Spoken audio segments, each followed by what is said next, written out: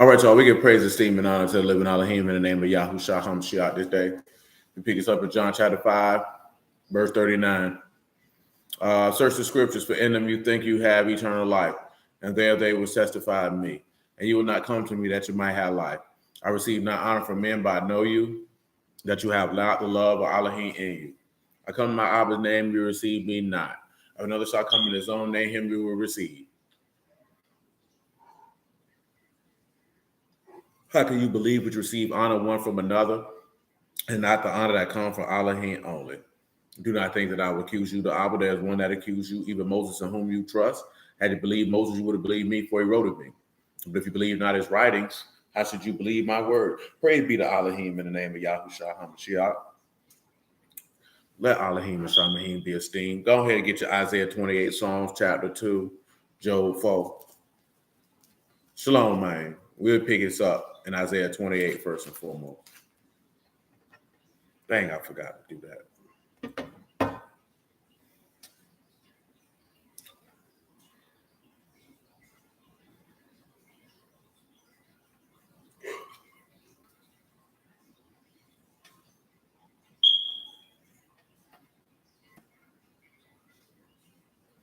We'll pick Isaiah 28 up in verse 15.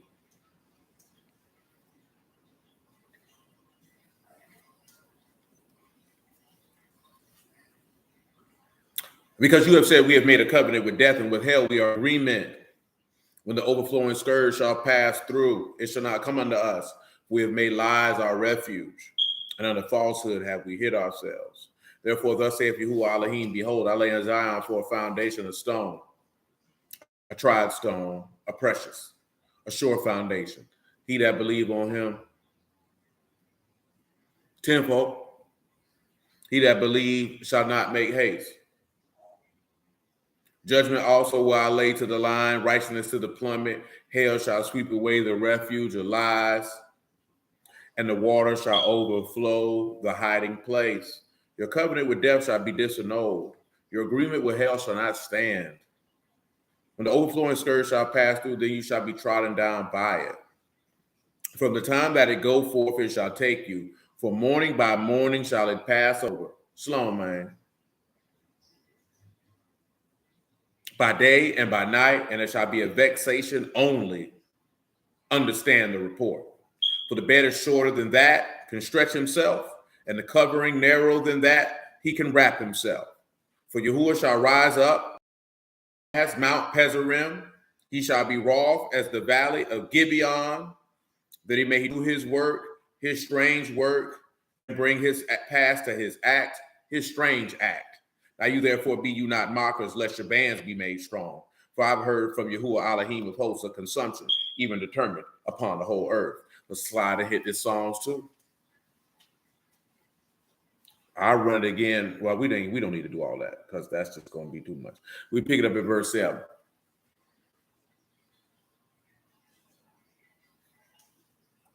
We got to run stuff back. We'll run it back. You know what I mean? Ain't no big deal. Well, we do got to run some stuff back because we didn't piece out every verse like that on Wednesday anyway. I will declare the decree. Yahuah has said unto me, you, my son, this day have I begotten you. Ask of me, and I shall give the heathen your inheritance, and the uttermost parts of the earth your possession. You shall break them with a rod of iron. You shall dash them into pieces like a potter's vessel. Be wise now, therefore, O you kings, be instructed, you judges of the earth. Serve Yahuah with fear and trembling, with fear and rejoice with trembling. Kiss the Son, lest he be angry and you perish. The way when his wrath is kindled, but a little. Baruch all they that put their trust in him. Amen. Let that be known. Go ahead and get your Job 4.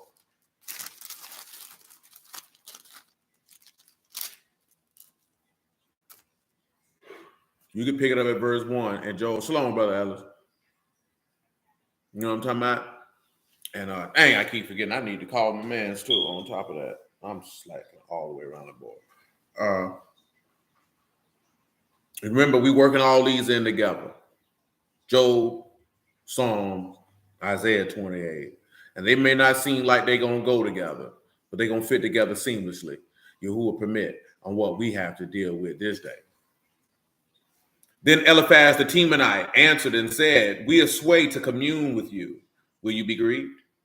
But who can withhold himself from speaking? Behold, you are have instructed many. You have strengthened the weak hands. Your words have upholding him that was falling. You have strengthened the feeble knees. But now I come upon you and you faint. It touched you and you're troubled.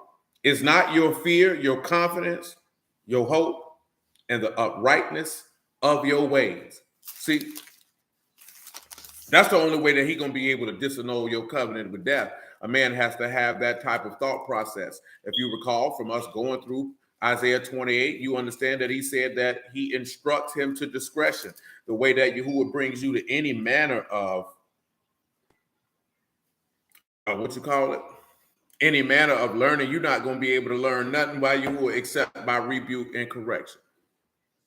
I say, man, you know, I've told you in this group, man, and these people ask, like, why the men don't go to the church no more? And some of the women went in there trying to say men are wicked now, all this type of stuff. And I tell her straight up and down, men don't go to church because the doctrine is trash. You know what I'm talking about? See, we like to go to other stuff. The doctrine is trash. The pastors are hypocritical. There's no correction. There's no rebuke. There's no reproof. There's no giving any understanding of the word. A lady got offended. She said, you're blaspheming the word. I said, I never said the word was trash. I said the doctrine was trash. This is how you can tell that these people don't read the book. Because let's look at something that the Lord said in Matthew 5. Matter of fact, I'm going to be that nigga today. And even though it would be redundant to do it in this fashion, I'm going to do it anyway. Come over here to Isaiah 29. Come over here to Isaiah 29. Isaiah 29, verse 9. And then we'll go to Matthew 15, where the Lord said it itself. And then we'll go to where Paul went at. See, this is important. See, your covenant with death can't be disannulled if you're dealing with the doctrines, commandments, and precepts of men. You're dealing with trash, which means there's no way that you would even have any level of reverence that would be your confidence, your hope, and the uprightness of your ways. It would be outright impossible. So you couldn't be able to serve Yahuah and rejoice with fear and trembling. You wouldn't be able to do it. Because, of course, we're going to go back, and y'all should know this already, that Psalms 2 promises in Revelation chapter 2. And that means if you overcame, that means you were born of God. If you're born of God, that means you were son of God. And you can't take your inheritance and your possessions of the uttermost parts of the earth if you have the doctrines, commandments, and precepts of men. And I told these people that this is a detriment to the soul. I told her y'all the other day, I might have mentioned it Wednesday. If I did, cool. If I didn't, hey, it is what it is. But I say, women say, you know, we want good men. Most women don't want good men. They'll take a good man. They don't want a righteous man. You know what I'm saying? They don't. Most women don't. Because most women want to do what they want to do. And they want things to be self-serving to them. A righteous man has a standard and a code of conduct. He does not care about your feelings. He does not care about your personal desires. You will not shame him and you will not shame his God. He will remove you from his presence in a forthright manner if you do so. And many women don't want that because they want to be able to control a man. Most men are controlled by their loins. Most men are ruled by their lust. That's why I've told you for years, you can't be ruled by your lust. You can't be sex driven. I don't care if you're married or not. Because that's what's going to get you in trouble, because you're going to think with the wrong thing and you're going to make a decision to your own detriment because you were worried about pleasure. And you can't say that you're a man when you're dictated, ruled, and led by pleasure. Can't say that. You know what I'm talking about? I was telling you earlier, I told y'all this before. You could tell men who weren't raised or given instruction by a man. They think different. They move different. They handle situations and circumstances different. And then, of course, on top of that, they view and interact with women differently. You know what I'm talking about? So they become overly concerned with her when she's supposed to be concerned with you. And you feel like that makes you a man because you're overly concerned with her. That's the viewpoint of a woman. See, Yahuah is not more concerned with you than he is with himself. You know what I'm saying? And that's just what it is. It doesn't make it wrong. It's just it's what it is. I'm in a more powerful position than you. I'm not going to bequeath my power to you in order to appease how you feel. See, that doesn't resonate well with most of us because most of us weren't raised or given that type of instruction from a man. So it's foreign. Sounds like you hate women. Sounds like you this, that, there, and the third, versus that you're asserting your birthright. You know what I'm talking about? When you're asserting your birthright, you don't have to be a douche about it. You don't have to say, "Oh, woman, you're gonna," because this is a given. That's why he say, "Don't be mockers." This is the reason why he said that. Don't be laughing and cracking jokes and think this is a game because I've said this to you. And we're going to read where Peter makes that statement that, in the last times there will be mockers and scorners. You know what I'm saying? Where's the sign of his coming? All these things go together. If you want to see how man interacts with Yahuah, just watch how man interacts with his woman, and you can see it. That's why I use it as a backdrop. It's not necessarily about a man and a woman. That's why you see that in parables. He has to give you situations and circumstances of which you can relate to get the larger spiritual point. To see, we get caught up in that because we deal in emotion. We deal in feelings. I would tell, and I just use this here and I move on. I would tell Deidre this last night. They was on the peep last night. They were talking about what's the difference between a high value man and a high earner. And a brother on there say, well, if that's the case, Kevin Samuels didn't fit his own criteria. And these people lost their mind. He said, I understand that you're sad. I understand that you knew him and you loved him. He said, but we got to deal with facts over emotions. They couldn't separate their emotions and their feelings for somebody just to deal with the information.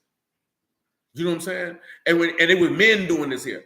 And a man should never put himself in a position to where he can't separate his emotions from dealing with the reality that is before his face. Don't think that it's not a lot of men who do it, because when it comes to Yahuah, mass majority of men do it. You're not going to allow the truth to override your feelings. You're going to let your feelings, your flesh, your desires, whatever the case may be, dictate and override. And therefore your covenant with death can't be disannulled.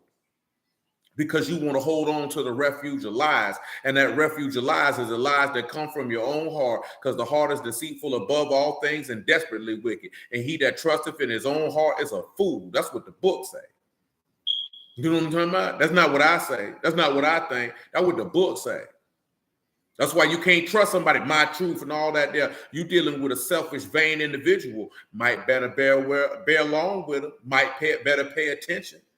Don't get caught up in all this old humanism type stuff they got going on out here. Man, that junk will cost you your soul. You know what I'm saying? And you could think I'm just talking and I don't know what the hell I'm talking about. That nigga don't know nothing. But boy, you can mark my words, boy. In due time, you're going to see I ain't told you now lie. And it's going to go down just like that, because human nature is human nature. All you got to do is pay attention and peep the game and stop being a damn fool. You know what I'm talking about? Take your emotions out of the play and see things for what they are. Not for what you want them to be, not for what you hope they'll be, but see things for what they are. You need to be pragmatic, which means be realistic. Deal with reality. Take your head out the cloud. If your head ain't in the clouds because you searching for you, then get your head from up out of there, man. Living in a fantasy land. You know what I'm talking about? It ain't going to do you no good when reality slap you in your face, because you ain't going to be able to handle it. You're going to have an emotional conniption and you're going to fail yourself. And why would you want to do that? Isaiah chapter 29, verse 9. Stay yourselves and wonder, cry you out and cry. They are drunken, but not with wine. They stagger, but not with strong drink. For Yahuah poured out upon you the ruach of deep sleep. He closed your eyes. The prophets and the rulers and the seers have he covered. Now, ain't that funny? Now, of course, he talking about that time Yahushua come back and say it again. What would make you think it's any different in this day and time?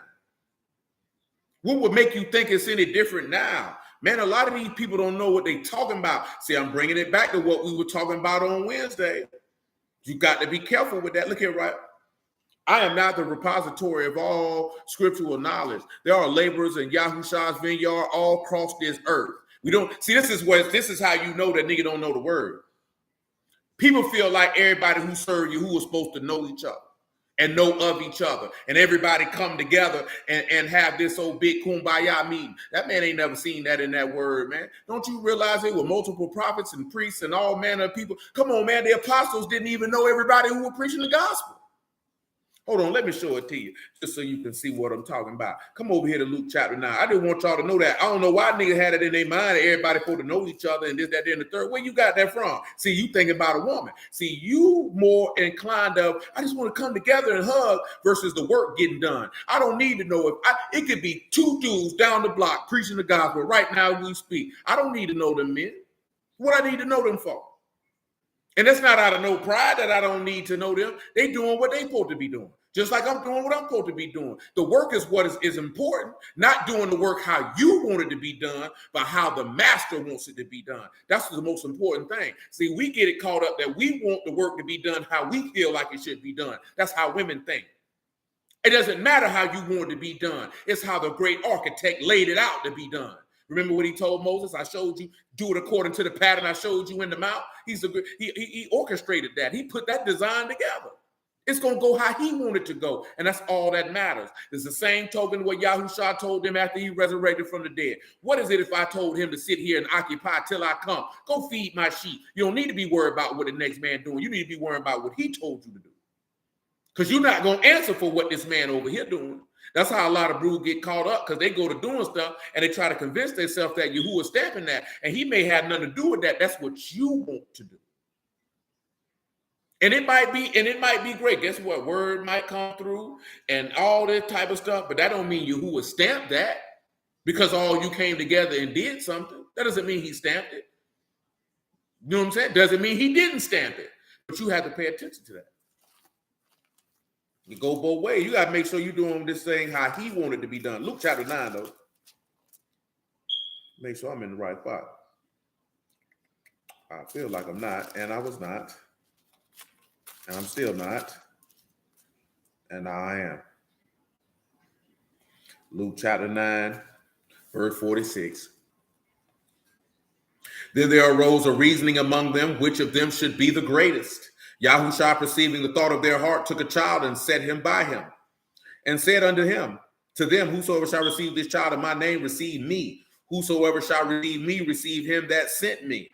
For he that is least among you all, the same shall be great. Yachanan answered and said, Master, we saw one casting out devils in your name, and we forbade him, because he followed not with us. Yahushua said unto him, forbid it not, for he that is not against us is with us. See, look here, right? Now they seen him doing that. You think John knew who that man was? He didn't know that man. He said, but since he don't follow with us, I'm going to tell him to stop. That man said, what you going to do that for? But John had no idea that this man was out here doing any of that, because it wasn't for him to know. That man got a job to do. Let him do his job. You do your job. Because it's about the work going out. Not to say the word going out. That's what it's about. It ain't about nothing else. Is the message of everlasting salvation through belief and repentance in the name of Yahushua HaMashiach, is that going out to the people to deliver them from death. That is the most important part. Nothing else matters besides that. None of the stuff that we be talking about and going back and forth about Ruby, none of that stuff don't matter if people's sins are not remitted and they don't receive the Ruach HaKadosh. They going to hell. And nobody seems to be concerned or care about any of that. If these people don't get that, they're not going to get into his dominion. He's going to reject them. And nobody cares. You know what I'm saying? And why doesn't anybody care? Because we believe through our own vain and selfish motivations that we're going to do the work and will of Elohim how we see fit to do it. And that's a crying out shame. Now come on back over here to Isaiah 29. Because remember, he told you them scribes and Pharisees was blind too. Oh, hold on. Because he said he got a deep sleep. I said they were blind. Let me read it to you. I don't want to tell it to you and then don't show it to you. Come over here to John chapter 9. Let the Lord be true and every man be alive. Let the word of Elohim we go forth that his name might be esteemed, because these niggas crazy out here in these streets. You understand me? John chapter 9, verse 37.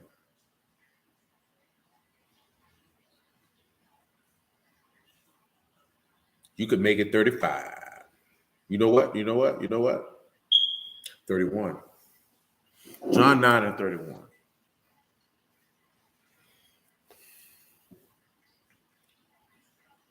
Now we know that Elohim hear not sinners, but if any man be a worshiper of Elohim and do his will, him he hear. Since the world began, it was not heard that any man opened the eyes of one that were born blind. If this man were not of Elohim, he could do nothing.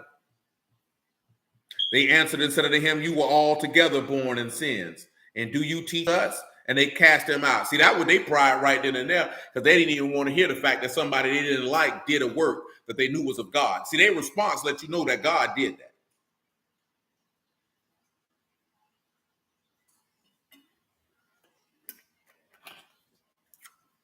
The wickedness of their own heart to condemn this man. Man ain't did nothing. That's how much they hate God. Don't you understand? When people hate God, they'll condemn you and therefore condemn themselves because they condemning Elohim. See, we don't pay attention and understand none of that stuff, man. Because dudes ain't arguing about righteousness. They arguing about nigga doctrine. See, Trav was telling me something, but I can't even remember the nigga doctrine that he was telling me the nigga was bringing to him. But it was something about where Satan's seat was at. You know what I'm saying? Now, some of you brothers know this because I done told you this before. If I didn't have this conversation, I don't say it a lot on camera because it ain't worth mentioning on camera. You know what I'm saying? But some brews, they used to sitting around people who they always got a new doctrine or something to hear that ain't really got nothing to do with nothing. And you know what I'm saying? And some brews, you get caught up in trying to prove that doctrine is folly and this, that, and the third. And I don't care. Because I know if you come to me with some more asinine, idiotic nigga doctrine, it's because you ain't got no word and you want to feel like you somebody by talking about something. And I'm going to flat out ignore you. I'm not going to engage you. For what? What point? Why am I talking to you about? What does that profit anybody? You know what I'm saying? See, the difference in me is, right, I lost about a good about a good 5 years selling dope. Lost another 5 in the penitentiary. You know what I'm talking about? So that's 10 years of a 40-year life. They can't even count. That's not even count the first 17 years. You know what I'm talking about? Or fourth is because you know you're a child at that point. So you say I'm 18, I'm finna be 42. That means out of 24 years of adulthood, I done wasted 10. So that means that's 14 years. You know what I'm saying? That we can actually look at and say this was profitable time. And I'm not going to use whatever remaining profitable time that I had left to engage a nigga on some nigga stuff and some niggity. I'm not going to do it. I don't want to participate in stupid activities to make something to feel like I need to put down a bad doctrine. I don't care enough. Go ahead and put that out there in the street, you dumb bastard. If somebody was stupid enough to sit there and engage you in that, then shoot, they got to be dumb as you. And I'm going to let y'all be dumb together. You know what I'm saying? And some people look at that ain't right. That wouldn't. Who said it ain't right? Well, you don't see the men doing that. You don't see the men sitting around here trying to run around here to try to prove every single solitary asinine doctrine they heard wrong. We got more bigger matters to attend to. We got work to do. And the work does not attend on trying to swash out every doctrine that some jackass spits out of his mouth. You know what I'm talking about? Are you going to be a man? You need to be intentional on what it is you got to do. You can't always stop to pay attention to stupidity. The book tell you that. Come on, man. The book tell you that, man. And we done dealt with this before. We done went through that in Proverbs. He said, don't answer a fool according to his folly, lest you be like him. Sometimes you got to let people be what they going to be and go about your business. If you got spiritual discernment, you know what doctrines to shut down and which ones to walk away from. 9:35 though. John. Yahuah heard that they cast him out. And when he had found him, he said, unto him, do you believe on the son of Elohim? He answered and said, who is he, Lord, that I might believe on him? Yahuah said unto him, you have both seen him, and he it is that talked with you. He said, Lord, I believe, and worshiped him. That's for the crowd that always say that the Lord ain't supposed to be worshiped. Well, why he ain't tell this man not to reverence and honor him just now? Your reverence and honor kings. But I keep telling y'all, man, those dudes hate men, especially men that look like them, because they hate their daddy. So the thought process of giving reference to a man who looked like you is a foreign concept. They can't do it. You know what I'm talking about? We got a lot of men out here, man. They hatred for black men stem from the fact that they hate their daddy. You know what I'm talking about? Shoot, women too. A lot of people that they got a problem with men because they hate their daddy. You don't see men who love their daddy had these problems. You don't see men who were raised by their daddy had these problems. They don't have these problems. It's not a thought process in it because they got that respect was instilled in them strictly from their father or their uncle or their granddaddy, whoever that man may be. Somebody put that in them. Do they got respect and honor for a man? You know what I'm talking about? It's different. Because I keep telling y'all, they trying to remove that because they want you to hate Yahuah. They don't want no elements of masculine. See, Elohim has laid out what it is to be a masculine man all throughout the text. And they don't want you to be a part of any of those things because then you can't be a part of him. And that's the objective. So I tell you, you can't be ignorant of Satan's devices. His moves are subtle, and it's just enough for you to lose your soul. That's what he after. Make the men feminine, make the women masculine. You can never be in line with Yahuah at that rate. And see, we get caught up in arguing about gender roles and this, that, there, and the third. And it's not about the role. It's about you operating outside of Yahuah's will. See, we don't deal with no gender roles. We deal with Yahuah's will. You know what I'm talking about? And it's not Yahuah's will for a woman to act the way these women act in this particular country. It's not Yahuah's will for the men to act the way that they act in this particular country. That's not God's will. That's not what he desires. You know what I'm talking about? That's what we keep missing. That's why a bunch of niggas, whether they in the word or not, can say a sinner was doing God's word. What God is you talking about? But see, we most of us won't be able to separate from that because you're going to let your emotions override the truth. That's how you know most of these people ain't got the Ruach in them, because your emotions override the truth.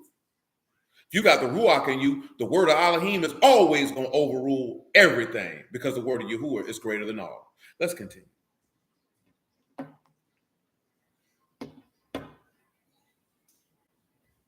Verse 39, Yahushua said, for judgment I'm coming to this world, that they which see not might see, and they which see might be made blind. And of the Pharisees which were with him heard these words and said unto him, are we blind also? Yahushua said unto them, if you were blind, you should have no sin. But now you say we see, therefore your sin remain. Now come back to Isaiah 29. Look what he said right there, right? And look what he said. He clothed, put the deep sleep on. You think it's different now? Ain't nothing new under the sun. Let's look at verse 10, excuse me. For Yahuah had, this is Isaiah 29 and 10, if I didn't mention it. For Yahuah have poured out upon you the ruach of deep sleep, and have closed your eyes, and the prophets and your rulers and the seers have he covered.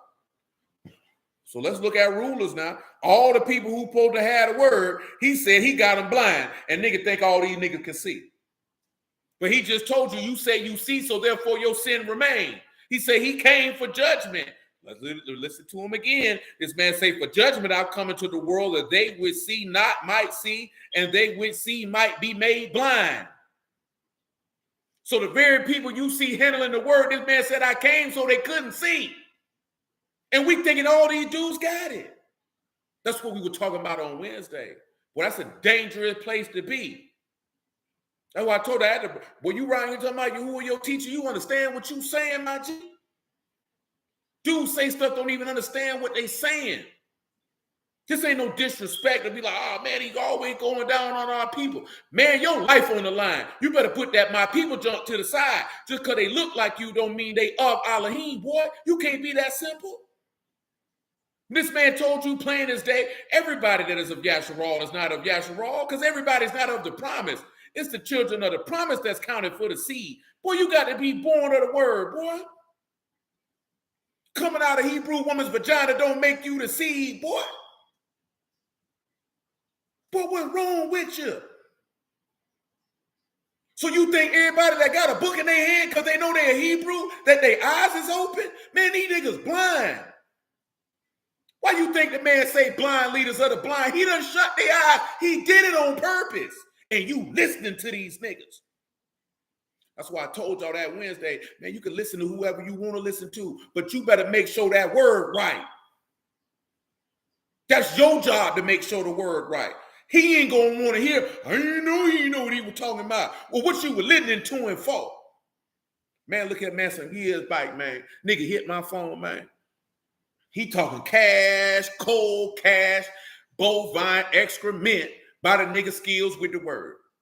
I say, well, my nigga, you know what the book say. What you around there for? Nigga ain't say nothing.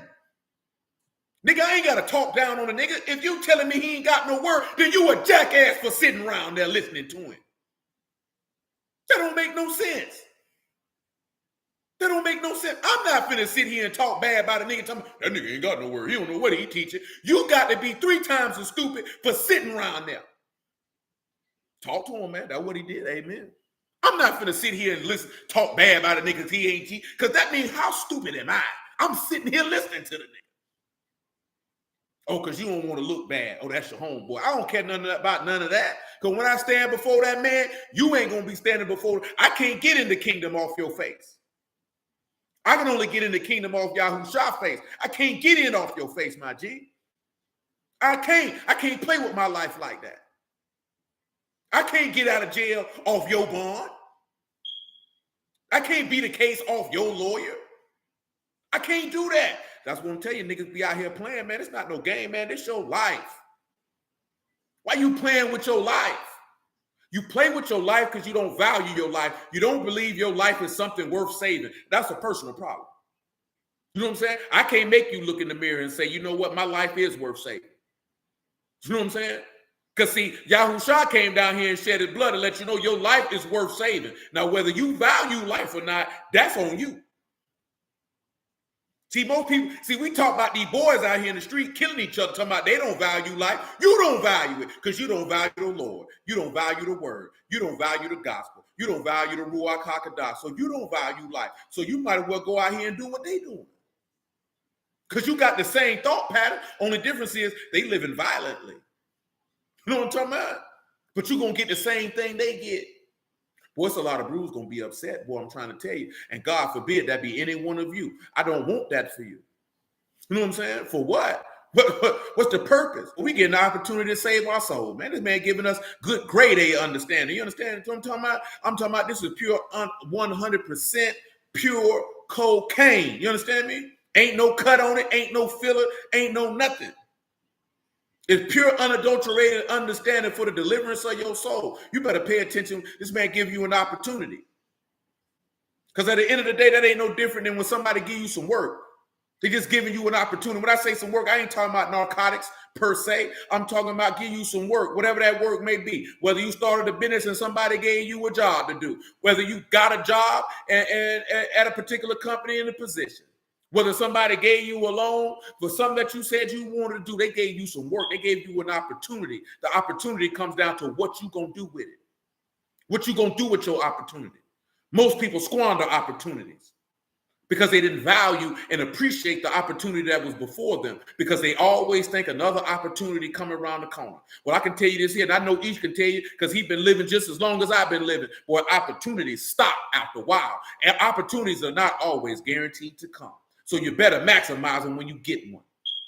Because you never know if this one going to be the last one. You know what I'm talking about? That's what a lot of people get caught up at. That's where they messed the game up at. It ain't no game. Come on back here to Isaiah 29, man, verse 11. I think I was going to read you some of them words out of there. That's what I was going to do before I reread John chapter 9. That's what I was going to do. Let the Lord be praised. I didn't want you to see deep sleep. Yes, sir. I want you to look at deep sleep. Tardama, deep sleep, trance.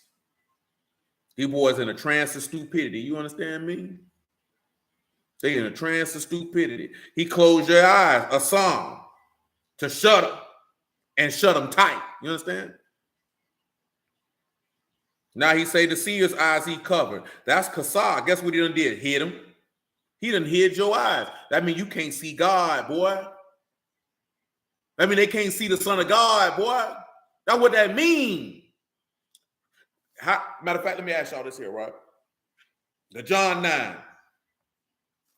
He say, if you were blind, you should have no sin. But now you say you see, therefore your sin remains. So if he shut their eyes so they can't see the Lord, what is the sin that they have? And it's contained in the Gospels. Where the Lord said it plainly. What would you use to line up with that?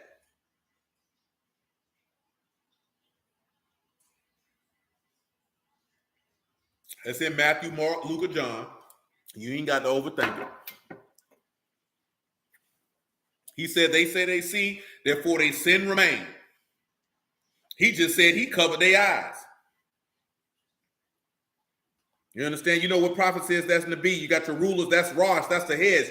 You got your seers, that's Kosei. That's those who get a vision.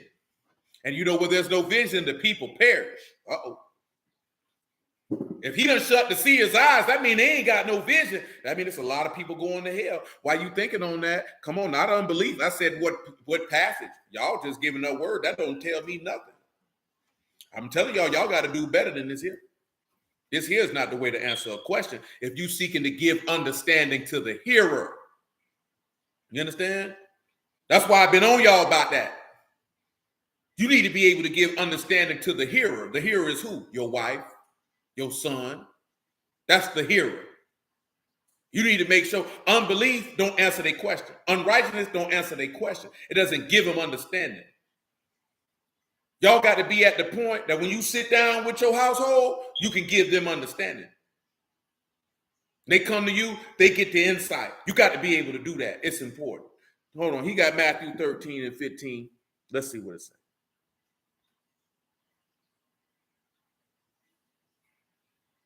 Oh, no, you just gave me the same verse right back. You know what I'm saying? You just gave me the same. We just ain't got to it in Isaiah 29. You just gave me the same verse right back. Well, that's Isaiah 6, excuse me. All right, let me show you what they seeing is. Come over here to John chapter 8. I thought y'all would have hit this one right on out the park. Come over here to John 8 and 18.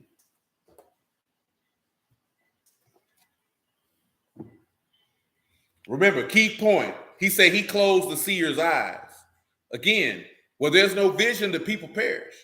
He said he shut them tight. You understand? Yahushua said, I came to bring forth judgment. You know what I'm talking about? That those which say they see, don't see. Because they say they sin, they say they can see, so therefore they sin remain. So this is they sin. John 8 and 18. Hold on.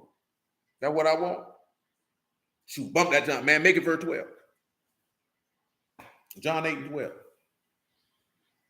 Then spake Yahushua again unto them, saying, I am the light of the world. He that follow me shall not walk in darkness, but shall have the light of life. The Pharisees therefore said unto him, you bear record of yourself. Your record is not true.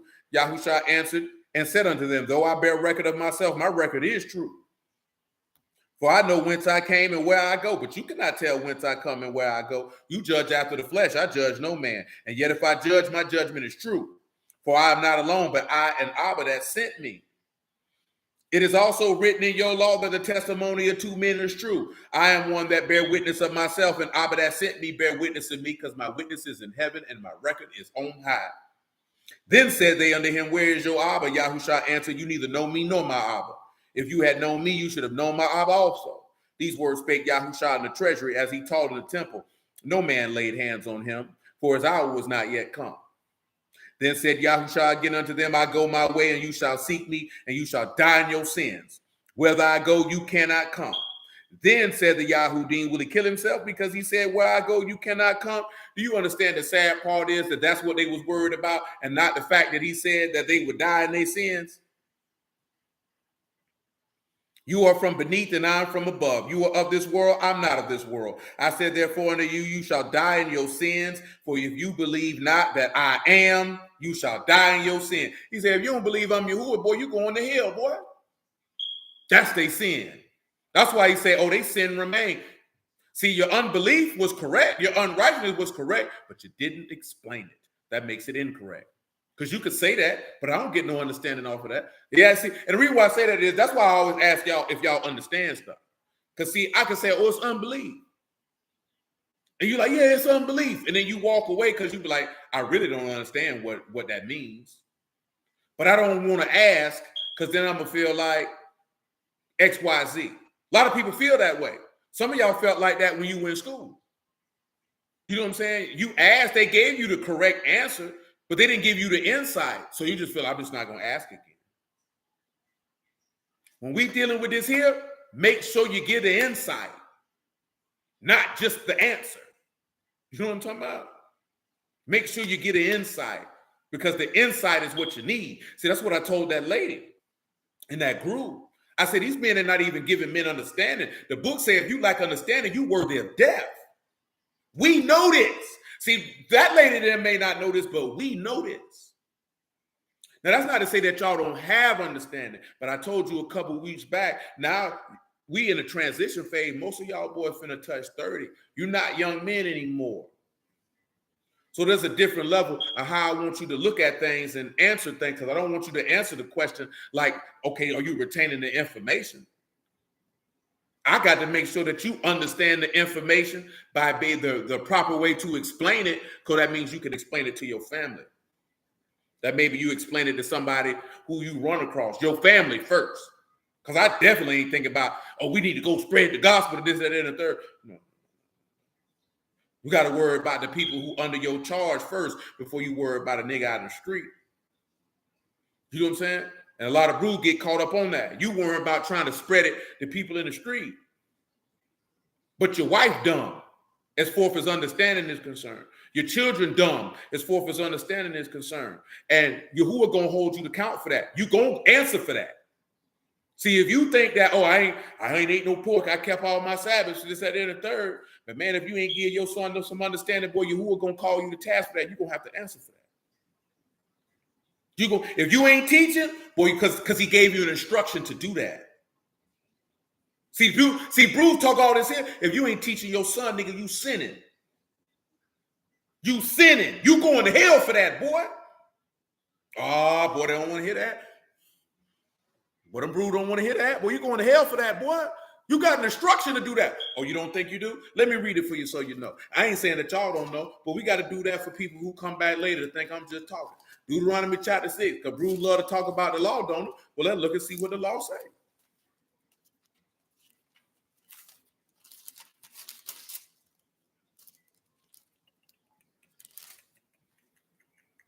I'm sorry, it's Deuteronomy 11. That's my fault.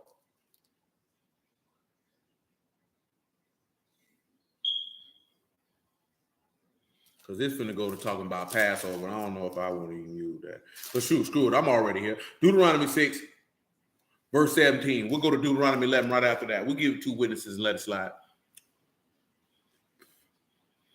You shall diligently keep, this is Deuteronomy 6 and 17. You shall diligently keep the instructions of Yahuah your Elohim and his testimonies, his statutes, which he commanded you. You shall do right and good in the sight of Yahuah, that it might be well with you, and that you may go in and possess the good land which Yahuah swore unto your fathers, to cast out all your enemies before you, as Yahuah has spoken. When your son asks you in the time to come, saying, what? The testimonies and the statutes and the judgments which Yahuah have commanded you, you shall say unto your son, we were Pharaoh's bondmen in Egypt.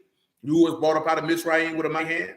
Yahuah showed signs and wonders, great and sore, upon Mizraim and upon Pharaoh and upon his household before our eyes. And he brought us out from thence that he might bring us in and give us this land which he swore unto our fathers.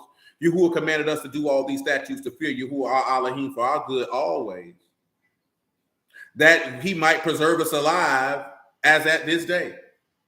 And it shall be our righteousness if we observe to do all these instructions before Yahuah our Elohim as he have commanded us. Now let's go into Deuteronomy 11. You all right? Little Boop all right? She sleep? That's all little Boop want to do. Sleep and poop. Poop and sleep. Deuteronomy 11:18. That's what Big Boop like to do too. She like to poop and sleep. I just don't want her to pull no Amber Head. You know who that is? I don't like her rumors. Well, that ain't no rumor. She got on stand and said, I doo-dooed in the bed. I climbed in his bed and dookied in the bed. If there was ever a time to get rid of a woman, that was the day. Because if I make multi-million dollars and a heifer come in my doggone room and dookie in my bed, that woman is leaving that moment. I am calling the police. I have a strange enraged whore who has defecated upon my Egyptian cotton sheets. Yeah, she was. She did that intentionally to injure him, along with physically assaulting him. Well, he crazy for allowing it. Deuteronomy 11:18. Therefore shall you lay up these my words in your heart, in your soul.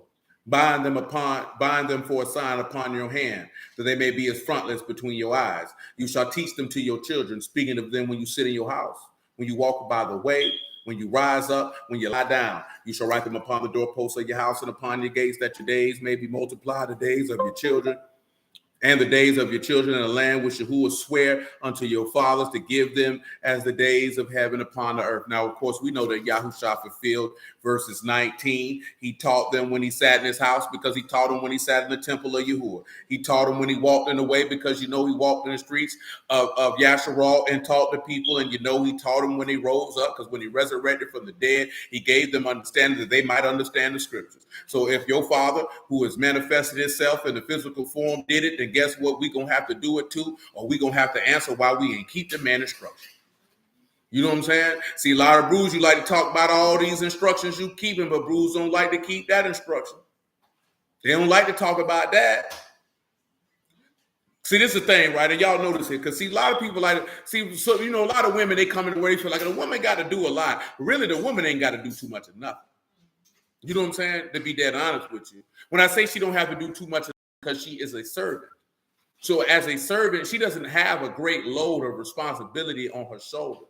It only feels like a great load of responsibility because she gets emotional, and sometimes I don't want to do X, Y, Z, or I feel like I got to lie. And it seems like, well, he don't do nothing.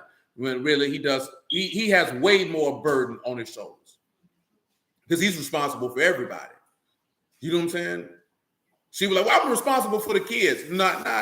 You're responsible for watching them.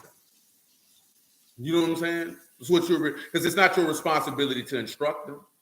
It's not your responsibility to raise them. You know what I'm talking about? See, I know that sounds odd when we sit back and look at it in terms, and it really sounds odd because most of us were raised by our mothers and our mothers alone. But really, that's the man's responsibility. It's not a woman's responsibility. She doesn't have to plan anything out. She doesn't have to do any of those things. You know what I'm talking about? All she has to do is follow the vision and the plan and the instruction that her husband give her. That's light. Because that means you don't have to come up with it. You know what I'm talking about?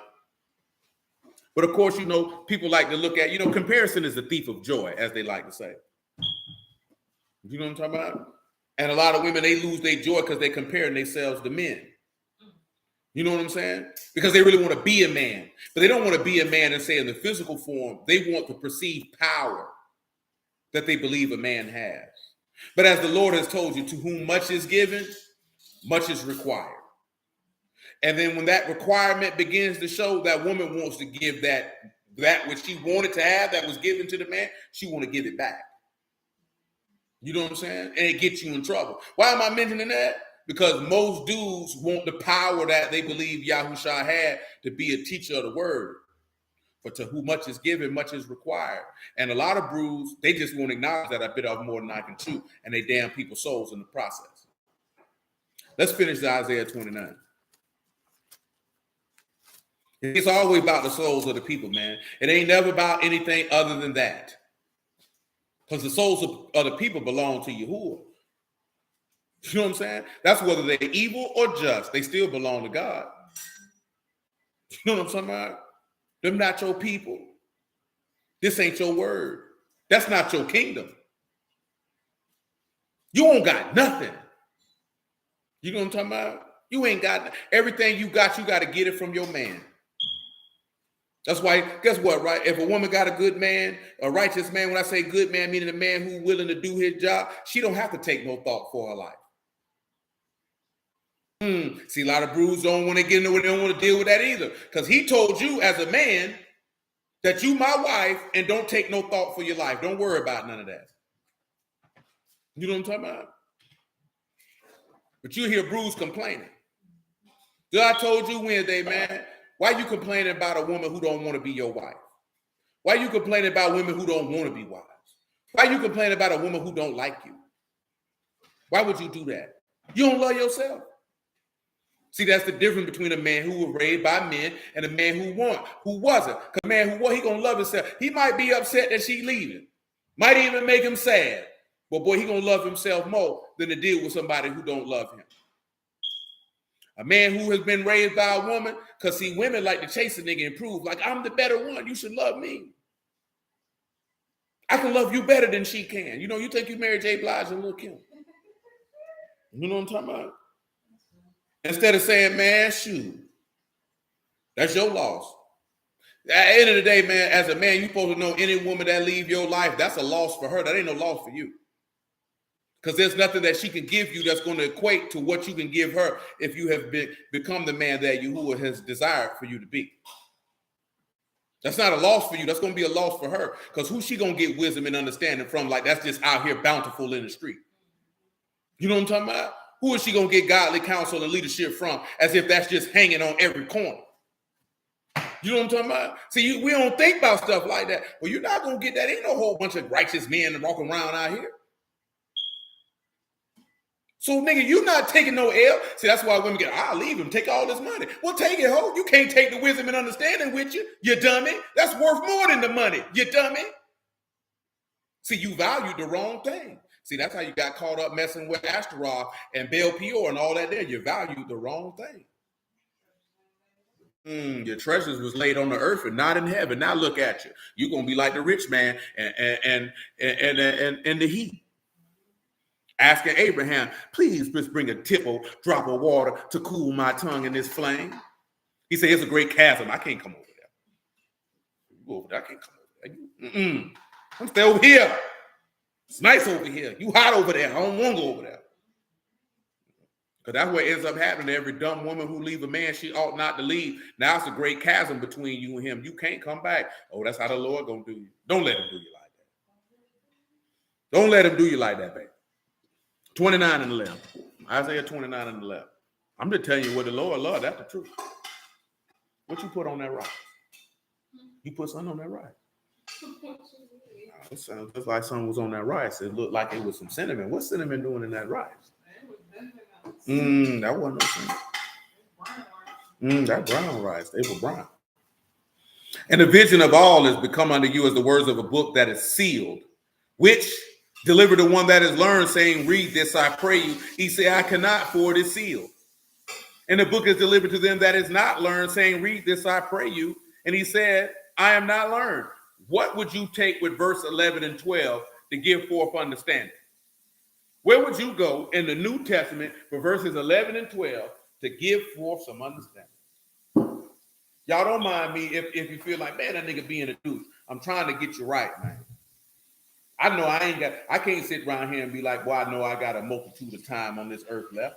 I got more time on here than I got left.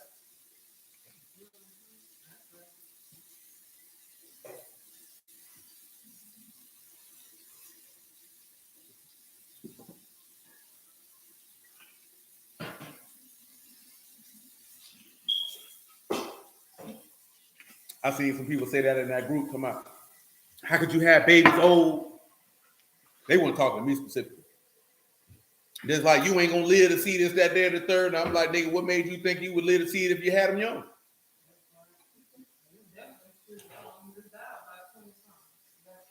I mean, at the end of the day, shoot, my auntie didn't live to see her grandparents. You know what I'm talking about? She didn't live to see her grandparents. I don't even think people realize, hey man, if you allowed to be here for a certain amount of time to see certain things, that's a blessing from God. You wasn't never guaranteed to see that. That is correct. But there's a passage. Little Johnny's came with Nicodemus being born again. There is a passage that can help bring forth from understanding that you might want to. And when I say this here, right, and y'all forgive me for this one here, because I'm speaking this from my thought process, and my process looking at the word is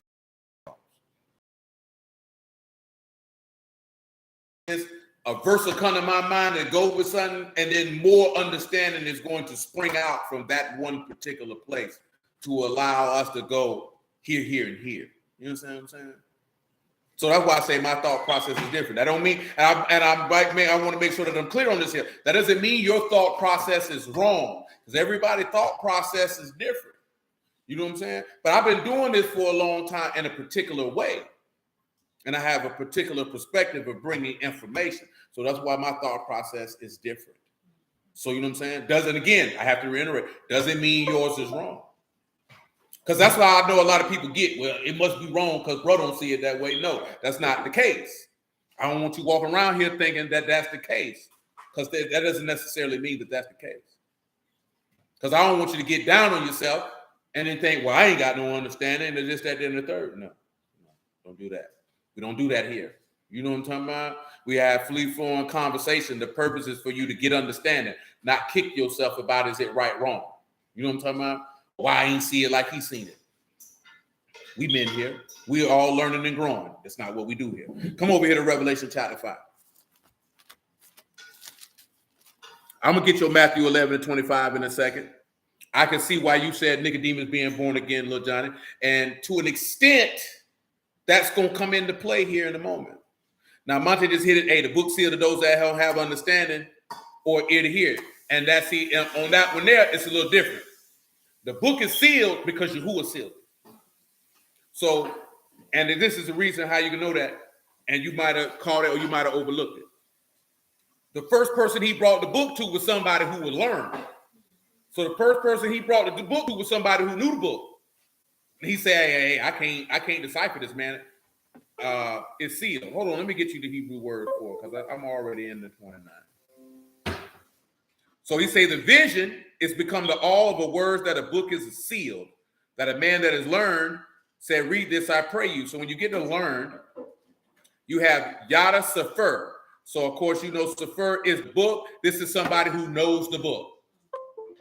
You know, Yada means to discern, to know, or to know by experience. So he brought it to the vision to somebody who knew the book, and he said, I can't, man, it's sealed.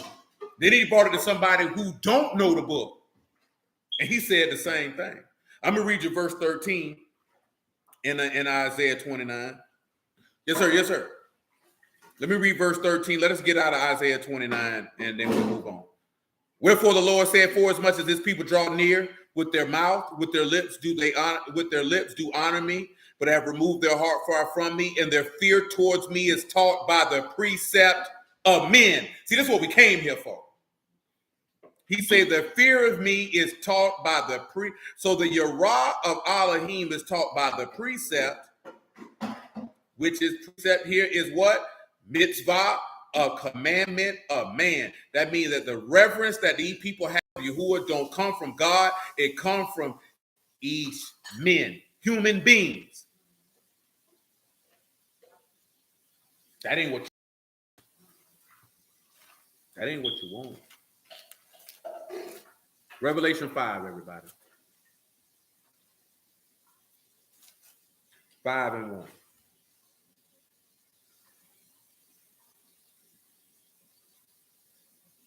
That's why you got to know the book. I'm talking about if you're going to teach the word. See, y'all knowing the book is different until the time comes that you will see fit for you to be a teacher, if that be his will. You know what I'm talking about? See, right now, your purpose is let me get understanding for the salvation of my house. You know what I'm saying? See, that's most important. Is make sure that my house is saved, that I'm saved, that my wife get the information to be saved, that my offspring get the information to be saved. That's what it's about. And y'all know that's what I done pressed upon you the whole time you've been around here. We ain't around here to look what we know. Nigga, that's gay. You know what I'm saying? That's what insecure little boys do to say, look at me, I'm somebody. You were already somebody when Yahuah gave the call and say, come save your soul. You were somebody in his eyesight, but you give a damn what a man thinks. That's why he said, how can you believe which receive honor one from another and not the honor that comes from Elohim only? I don't care what a man think about me, and I don't care what you say about me, and I don't need to hang, kick it, roll with you or none of that. It ain't important to me. It wasn't important to me before the word. It definitely ain't gonna be important to me as an almost 42-year-old man to try to want to fit in and hang with the cool kids. Nigga, you gay. You know what I'm talking about? What's wrong with you, man? You too old for that. You know what I'm saying? I seen the brother say the same thing I've been telling you before. Man, how you gonna say you in the word, you seeking Yah kingdom, and you only want to kick it with Hebrews? You know, you wicked. You rejecting God because he don't fellowship with us, and he ain't in the same congregation as us. Shalom, man. Nigga, that's gay. Wrong with you, man. You know what I'm talking about? We got to do better than that. You know what I'm saying? This ain't no clique or no clan, no crew. Don't work like that. Well, if they are God, they are God. See, I don't know them. How I know they are God? See, some of y'all are do the same thing to people that if you went to another congregation and they did it to you, you'd be offended. Don't you do people like that, man. What if how they know they godly? Well, shoot, how they know you godly, nigga? Them people don't know you either. But what I'll mention this is because the brother ain't lying. The question is, why that even come to your mind? Why that even come to your mind is the bigger question. Not that you're doing it, why it even come to mind? This what you see, these are the elements that we talking about checking your spirit. Because you know, it's a lot of bussies out here. You know what I'm saying? A lot of Mitches, a lot of cowards, a lot of hoe niggas. You know what I'm saying? Don't let yourself get caught up to be a spiritual hoe nigga. See, you got natural hoe niggas and you got spiritual hoe niggas. Don't be a spiritual hoe nigga. Don't be a hoe nigga at all. You know what I'm talking about? Because truth be told, once you go hoe, you can't come back. Ain't no coming back. That's what's in your heart, boy. Can't come back from that. Don't go down that road. Revelation 5:1. Because I ain't never seen nobody come back from it. I ain't never seen a man do some whole stuff and come back from that. Not and redeem itself. You've tarnished your family name. Don't do it. Revelation 5:1. And I saw on the right hand of him that sat on the throne a book written within and on the backside sealed with 7 seals. Why is that important that he say he saw a book and it was written within and on the backside? What would that take you back to? Talk to me now.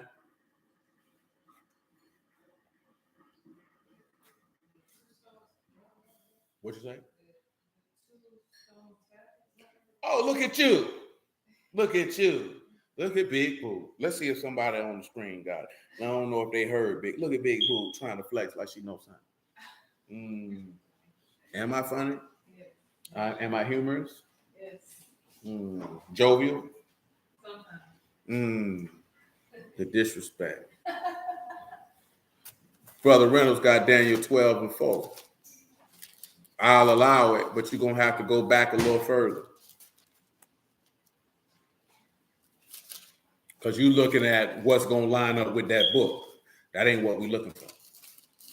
That ain't what we need on this one here. I read Daniel 12:4 for everybody. But you, Daniel, shut up the words and seal the book till the time of the end. Many shall run to and fro, and knowledge shall be increased. You know how much these niggas be using that verse out of context? See, knowledge is increasing. They be talking about cell phones and all that other stuff. Ignorant nigga. No. You ain't never got to apologize. You ain't got nothing to apologize for. You know what I'm talking about? I be like, these niggas, the knowledge is increasing. When that man was talking about knowledge increasing, he talking about the knowledge of God, man. I'm telling you, man, I'm trying. Let me tell you something, man. Now as I say this here, right, I'm having thoughts.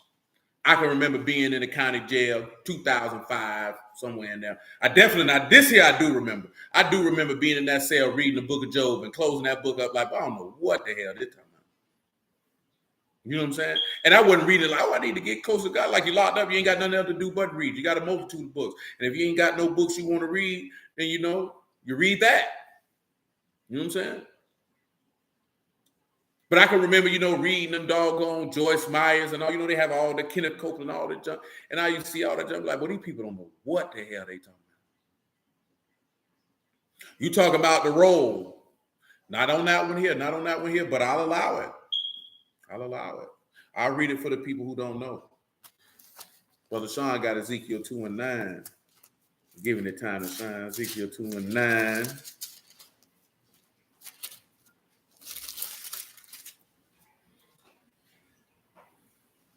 And when I looked, behold, a hand sent unto me, and lo, a roll of a book therein. He spread it before me, it written within and without.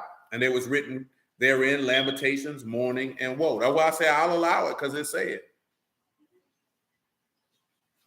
In the hole. He said that's where it started for him in that box. But when you're in that box, depending on where you at, you ain't gonna have nothing to read in there but the Bible, because they ain't gonna give you too many other books in that one. I promise you that. You know what I'm talking about? And the box like that in every state, in every facility, 23 hours in a 6x9, 60 minutes in a cage. That's what they call that. They talking about you going outside for rec, nigga. You get to go outside in a cage, nigga. You know what I'm talking about? Like a scalded dog. But Big Boot made the reference of the main point that I wanted to reference, and the Daniel 12 was not incorrect. The Ezekiel 2 was not incorrect, but we wanted to go back to the law. The 2 tables of stone written on both sides. Y'all remember that? You know what I'm talking about? But see, that's why I say this here, right? Doesn't mean just because you look at something from a different vantage point that is wrong. You know what I'm talking about? Doesn't mean that. You know what I'm talking about? Now let's look at something, right? Let's come back. Revelation 5. And that's the reason why I asked y'all certain stuff out of certain verses is for your mind to move, that your understanding could be brought forth for your own self. Verse 2, right? And I saw a strong Malachim proclaiming with a loud voice, who is worthy to open the book and to loose the seals thereof. No man in Shamahim, nor in the rats, nor under the rats was able to open the book, neither to look thereon. And I wept much because no man was found worthy to open to read the book, neither to look thereon. And one of the elders said unto me, weep not. Behold, the Lion of the tribe of Yahudah, the root of Dawood, have prevailed to open the book and to loose the 7 seals thereof. And I beheld, and lo, in the midst of the throne of the 4 beasts, in the midst of the elders, stood a lamb as it had been slain, having 7 horns and 7 eyes, which are the 7 ruachs of Elohim sent forth into all the earth. Now, see, I don't want to get caught up in too many different things because we could go in many different directions. We got to stay on task. Number 1, you know, the 7 ruachs, that's over there in Isaiah 11. You know what I'm saying? Y'all already know what we've dealt with that before. Let me say y'all don't already know that. We dealt with that before. So you got your 7 horns, your 7 eyes, which you say these are representative of the 7 ruachs of Elohim, the wisdom, the understanding, the fear of Yahuah, all these things that go off in the earth. And he came and took the book out of the right hand of him that sat upon the throne. And when he had taken the book, the 4 beasts and the 24 elders fell down before the Lamb, having every one of them harps, golden vials full of odors, which are the prayers of the faithful. And they sung a new song, saying, you are worthy to take the book and to open the seals thereof, for you were slain and have redeemed us to Elohim by your blood out of every kindred, tongue, people, and nation, and have made us under our Elohim kings and priests, and we shall reign on the earth. Now, see, this is the key thing, right? When those seals get open, not only is it dealing with things out the book, but understanding of certain things in the text get brought forth. And we don't have time this evening to talk about all those 6 seals. And of course, those 7 seals, because that's dealing with something else. But see, when that book sealed, can't nobody open it but the man who give eyes to see. You know what I'm talking about? That's why he say, I came that those that don't see can see, and those that see can't see. So those who see that person who will unlearn, see, he gonna open their eyes. That man who will learn, he gonna make sure his eyes stay shut. Come on back over here, man. We could get Isaiah 6, which is what Stanley referenced with his Matthew 13, because they say the same thing. We'll go ahead and do the daily double and then go back over there and come on back and get some more other stuff out of the way. Because we need to start. How many of y'all read Yahushua Son of Noon, chapter 10? Put a 10 in the chat if you read the 10th chapter in its entirety. Put a 10 in the chat if you read Yahushua Son of Noon, chapter 10.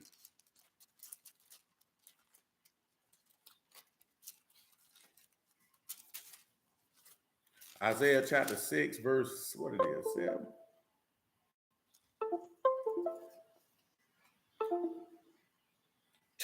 Verse 9, Isaiah 6 and 9. If you read Yahushua Son of Noon, chapter 10, put a 10 in the chat. Isaiah 6 and 9. And he said, go, tell this, people, hear you indeed, but understand not. See you indeed, but perceive not.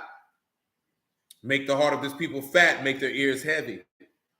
Shut their eyes, lest they should see with their eyes and hear with their ears and understand with their heart and convert and be healed. Now, what's the difference between this and Isaiah 29? You know what I'm talking about? Yahuah himself is talking about that he gonna make the people eyes heavy. It's forth as the people. But Isaiah 29 was different because he said your rulers, your prophets, and your seers, I'm gonna shut their eyes. You know what I'm talking about? See, the people could have a true prophet, a true seer, a true ruler, and not hear them. But those who actually are supposed to give the vision, to lead and guide the people, He said, I'm going to shut their eyes so they can't see. That's why he said what he said in John 9, because he was speaking to the Pharisees, and those were the rulers of the people. You know what I'm talking about? The seers of the people. He shut their eyes and made them blind. You know what I'm talking about? Because they were drawing near with their mouth, but their heart wasn't with it. Let's get that Matthew 13, and we'll get Colossians 2, and we'll move on.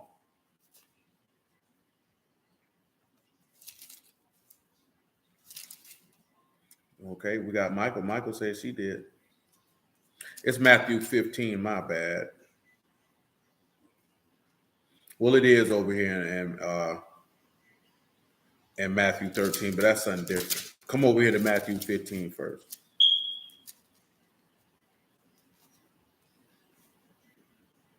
15:3. Well, 15:1. Michael, the only one read Yahushua, son of Noon, chapter 10. That's unfortunate.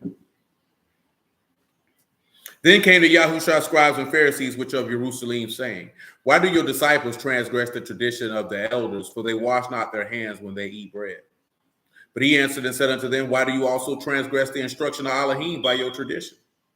For Elohim commanded, saying, honor your Abba and your Emma, and he that curse Abba or Emma, let him die to death. But you say, whosoever shall say to his Abba or Emma, it is a gift, by whatsoever you might be profited by me.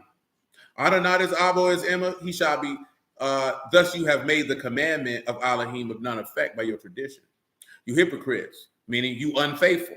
Well did Isaiah prophesy of you, saying, this people draw near unto me with their mouth and honor me with lips, but their heart is far from me. But in vain do they worship me, teaching doctrines, the commandments of men. So that's also the difference. See, come back to Matthew 13 to see that, and where you can see the difference. See, Isaiah 6 is talking about the people. Isaiah 29 talking about your teachers. See, Matthew 15 is talking about your teachers. Matthew 13 talking about the people. And see, I know that we come over here to what it is, Matthew 13 and 9. Okay, Stanley on there with us, so I only guess Stanley and Michael did it.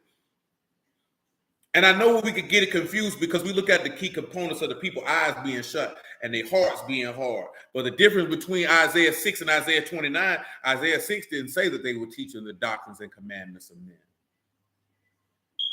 See, that's why I be pressing y'all on certain stuff, because I want you to pay attention to every single solitary detail, every nuance. Don't miss nothing. Don't overlook nothing. Don't think anything is insignificant. Because each and everything is speaking to a different audience about a different matter that pertains to them. And you must be astute and sharp and pay attention to all of that so you can shut the mouths of the wicked if Yahuah see fit to put you in a position that that's what you need to do. So just again, understand, Isaiah 6, Matthew 13 is dealing with the unbelieving hearts of the people. Matthew 15 and Isaiah 29 is dealing with the blindness, the dumbness, and the folly of Yasharal's teachers, and how they teach what they want to teach according to their own hearts and not according to the word of Elohim. Y'all understand that? Does that make sense? Let's continue. In Matthew 13 and 9. Who have ears to hear, let him hear. And the disciples came and said unto him, why speak you unto them in parables? He answered and said unto him, because it's given unto you to know the mysteries of the Malkuth of Shamahim, but unto them it is not given. Whosoever have, to him shall be given, and he shall more abundance. But whosoever have not, from him shall he be taken away, even that he have. Therefore speak I to them in parables, because they seeing see not, and hearing they hear not, neither do they understand. And in them is fulfilled the prophecy of Isaiah, which say, by hearing you shall hear and shall not understand, and seeing you shall see and not perceive. For this people heart is waxed gross, their ears are dull of hearing, their eyes have they closed, lest at any time they should see with their eyes and hear with their ears, and they should understand with their heart and be converted, that I should heal them. But blessed are your eyes, for they see, and your ears, for they hear. Amen, Mushroom. You see the difference? See, Matthew 13, he was talking about the people. The people didn't believe. The people didn't believe. 11 and 25. 11 and 25 are dealing with the people also. You know what I'm talking about? And he's saying that in regards to, he showed that to the youth versus the older people who's too stupid and stuck in their ways. Come back over here to Matthew 15 also.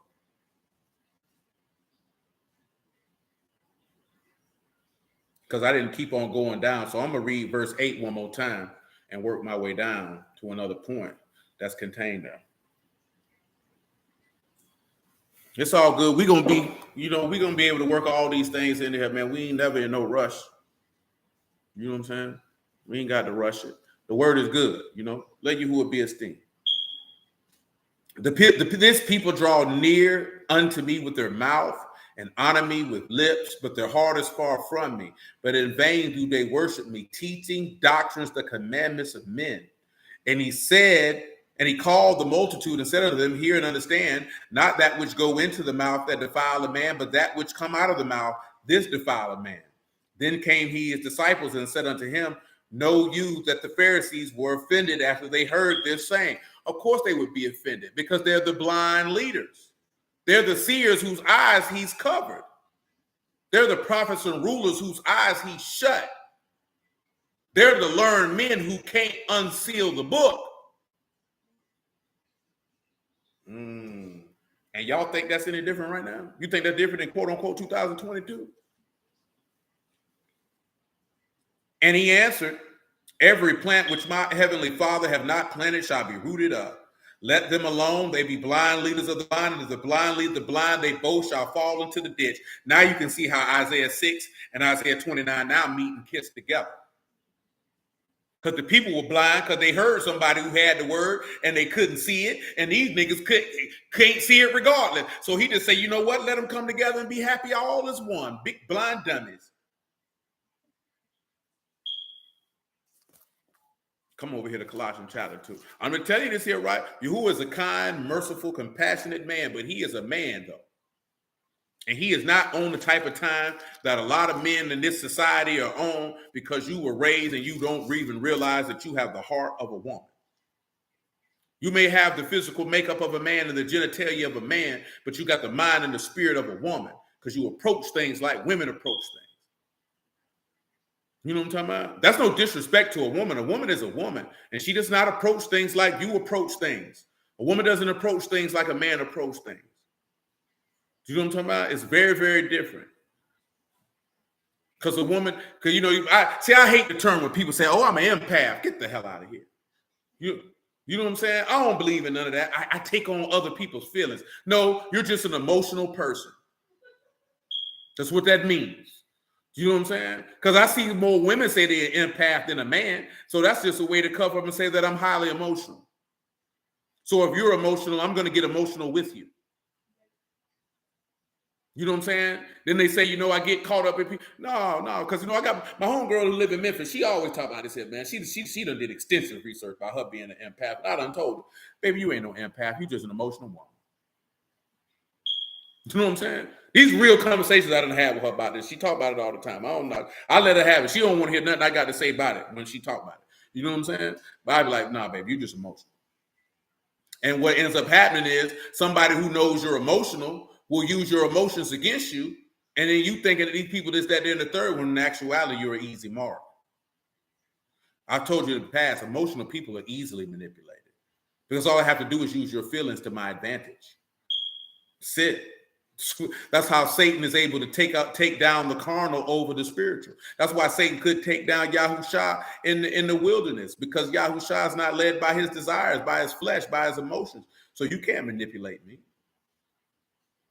Because see, again, when you're emotional, you're not in control of yourself. So anyone can take control. That's why I told you, young men, from the time that I know you, don't be talking about you triggered. Why is another man able to make you dance when he wants you to dance and make you move when he wants you to move? You ain't Pinocchio and he ain't Geppetto.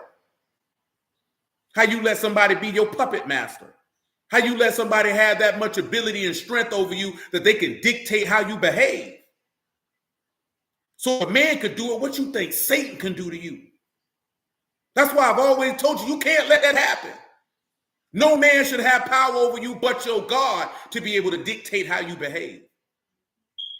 You should give your power to another man and then be proud to say that you give your power to another man to dictate how you behave. You ought to be ashamed of yourself.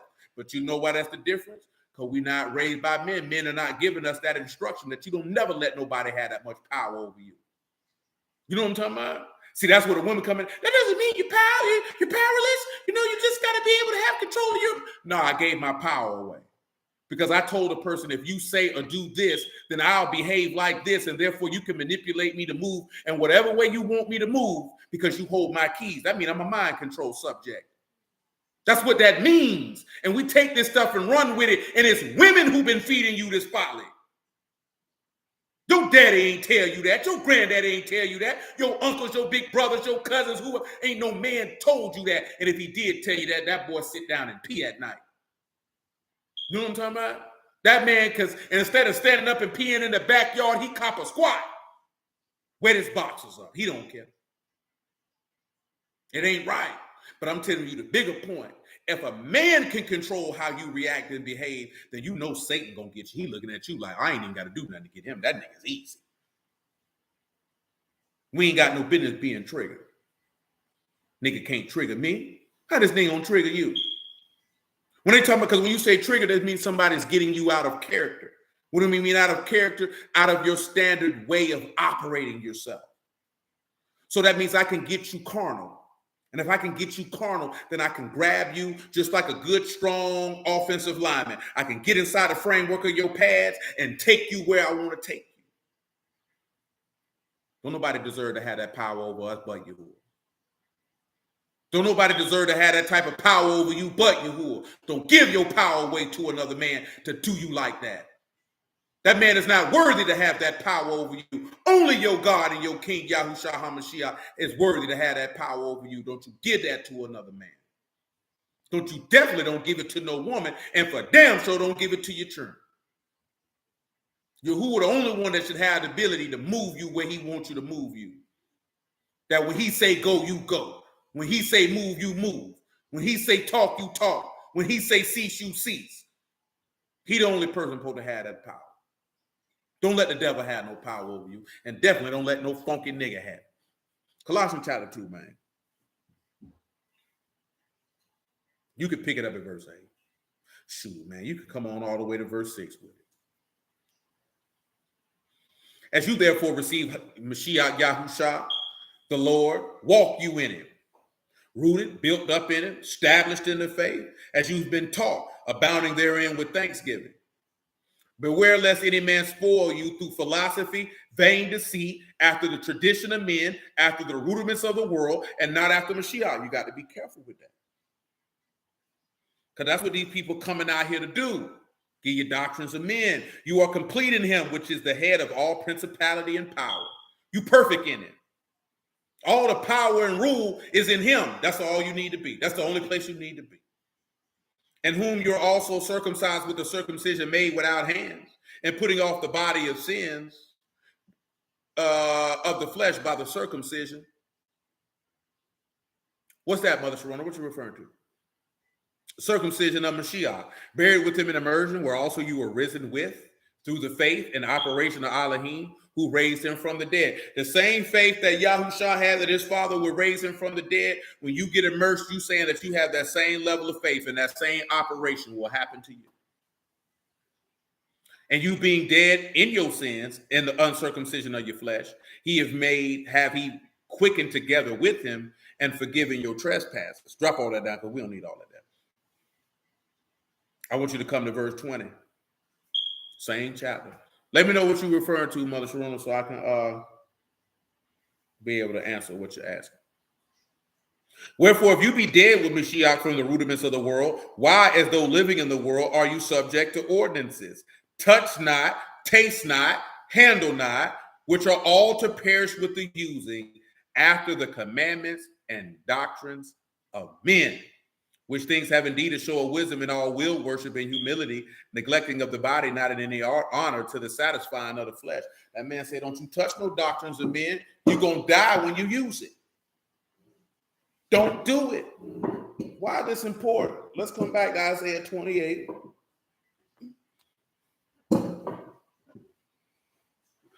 Let's come back to Isaiah 28. So we can read Yahushua, son of Nun, chapter 10. We're going to pick this up, get straight on to the point. Verse 21. Well, now I got it actually. Well, I'll read 21 and just reference the rest. We read it once already.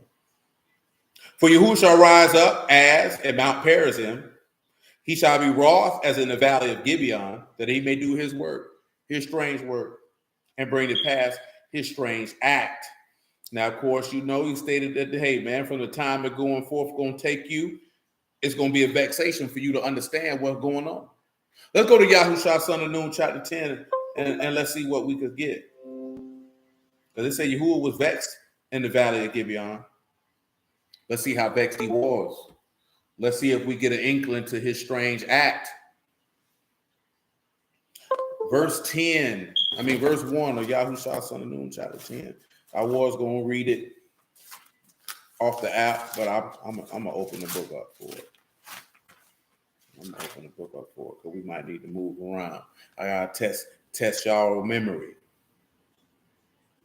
Now it came to pass when Adonizedek, Malach of Jerusalem, had heard how Yahushua had taken Ai and utterly destroyed it, as he had done to Jericho, her king, so he had done to Ai and her king, and how the inhabitants of Gibeon had made shalom with Yasharal and were among them. They feared greatly because Gibeon was a great city, as one of the royal cities, because it was greater than Ai, and all the men thereof were mighty. Let's look and see something as it pertains to Gibeon, so y'all can know where it is. Now, Gibeon came, they said they wanted to make peace. I want you to pay attention to that. Gibeon, hill city, city in Benjamin. You know what I'm saying? Place in Palestine. Remember, we over here, we coming to take over this particular location. They wanted to make peace. God bless, brother Langford. Let's continue. Wherefore, Adonizedek, Malach of Jerusalem, sent unto Hoham, Malach of Hebron, Piram, Malach of Jarmuth, Japhiah, Malach of Lachish, Deber, Malach of Eglon, saying, come up unto me and help me that we might smite Gibeon, for it have made peace with Yahushua and with the sons of Yasharal. Therefore, the 5 kings of the Amorites, the Malach of Jerusalem, the Malach of Hebron, the Malach of Jarmuth, the Malach of Lachish, the Malach of Eglon, gathered themselves together and went up, they and all their hosts, in a camp before Gibeon and made war against it. So what does this sound like? Well, what does this point to? Scripturally, as you go further on down the line, this is referring to all those 10 kings joining in confederacy with the beast to make war with the lamb.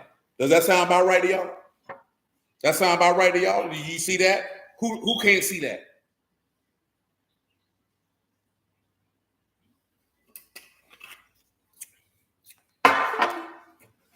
Very well done, gentlemen. I appreciate it. Let's continue. We are in verse 6. And the men of Gibeon said unto Yahushua to the camp of Gilgal, saying, slack not your hand from your servants. Come up to us quickly and save us and help us. For all the kings of the Amorites that dwell in the mountains are gathered together against us. That's right. Show you right. They made a covenant against Elohim. They made an agreement to fight against Yahushua. That's the same thing you're going to see at the end. But then the beautiful thing is, what do you see here? The people crying out, come save us. See, hold on. I think it's Psalm 79 I want.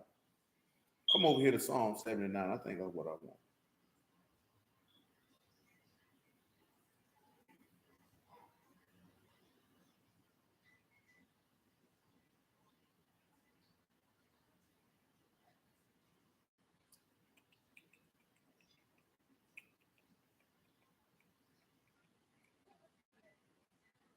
There it is.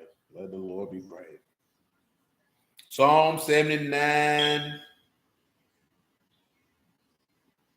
It ain't that many verses, so I'll start at verse 1. We'll run it down, knock another psalm out. Psalm 79 and 1. O Elohim, the heathen are come into your inheritance. Your Kadash temple have they defiled. They have laid Jerusalem on heaps. Remember what we read in Psalm 2. Why do the heathen rage and the people imagine a vain thing? Because the heathen has come upon his inheritance. You should remember, because we read, oh Jacob, you are the rod, you are the inheritance and the rod, I believe. I'm saying it incorrectly, but y'all know what I'm talking about. What they doing to that boot? So then when you take upon that, they have the Kadash temple they have defiled. Remember, destroy this temple I reared up in 3 days. He spake of the temple of his body. They came in and defiled it. Do you see that? Do y'all understand? Don't put buying boot. Boot don't like to get a diaper change. Let me get defiled for you, man. What do you have for defile? You have tameh, to be unclean, to defile oneself. Well, we know Yahushua became unclean because he died. Now they said they laid Jerusalem on heaps. Heaps in this particular passage is E. In English, E. In Hebrew, ayin and u. That's what you got. Excuse me, ayin and yad. My apologies. Ruin, heap of ruins.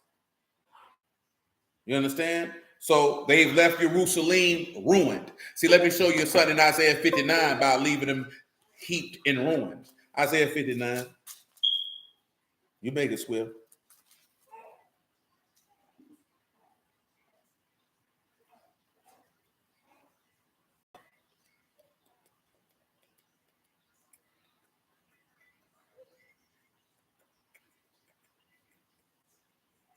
$59 and 11, I suppose.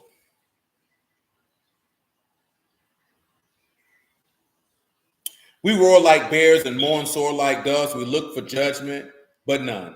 For salvation, it is far from us. For our transgressions are multiplied. Before you, our sins testify against us. For our transgressions with us and our iniquities, we know them. And transgressing and lying against Yahuah and departing away from our Elohim, speaking oppression and revolt, conceiving and uttering from the heart words of falsehood. Remember, oppression usually means violence. Judgment is turned away backwards. Justice stand afar off. For truth is fallen in the street, and equity cannot enter. You done caused truth to fall in the street. You done brought it to ruin. It's in a pile of heaps. Do you see that there, right? They've defiled his Kadesh temple. Come on back to Psalm 79 and 2. The dead bodies of your servants have they given to be meat unto the fowls of heaven, the flesh of your saints unto the beasts of the earth. Their blood have they shed like water round about Jerusalem, and none to bury. It wasn't nobody to bury the Lord. If it wasn't for Nicodemus, right or wrong.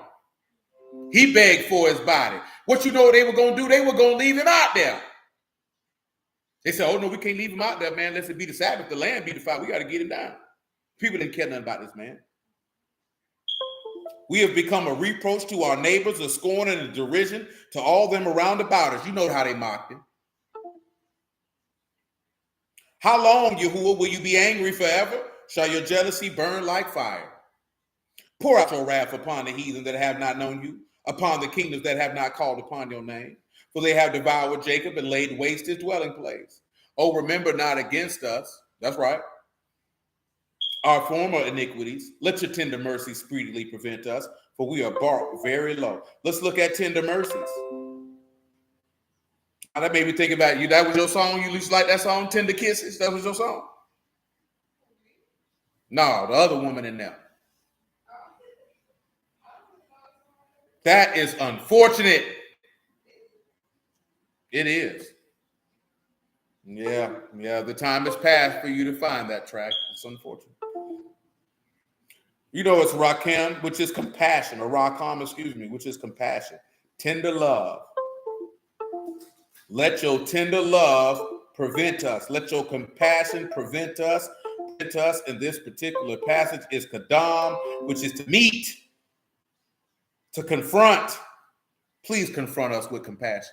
Look at that. Praise the Lord. That's exactly what he did when he sent his son in the likeness of sinful flesh to condemn sin in the flesh, that those who live by the Ruach might have life. Help us, O Elohim of our salvation, for the esteem of your name. Deliver us and purge away our sins for your name's sake. And there it is. What is he coming to do? Purge away your sins. You know that's kafar. You know that's to make reconciliation, to make an atonement. How else is he going to be able to? Thank you. I appreciate that. It's Joseph Verrin, not Nicodemus. I don't know why Nicodemus came to mind. How else is he going to disannul your covenant with death?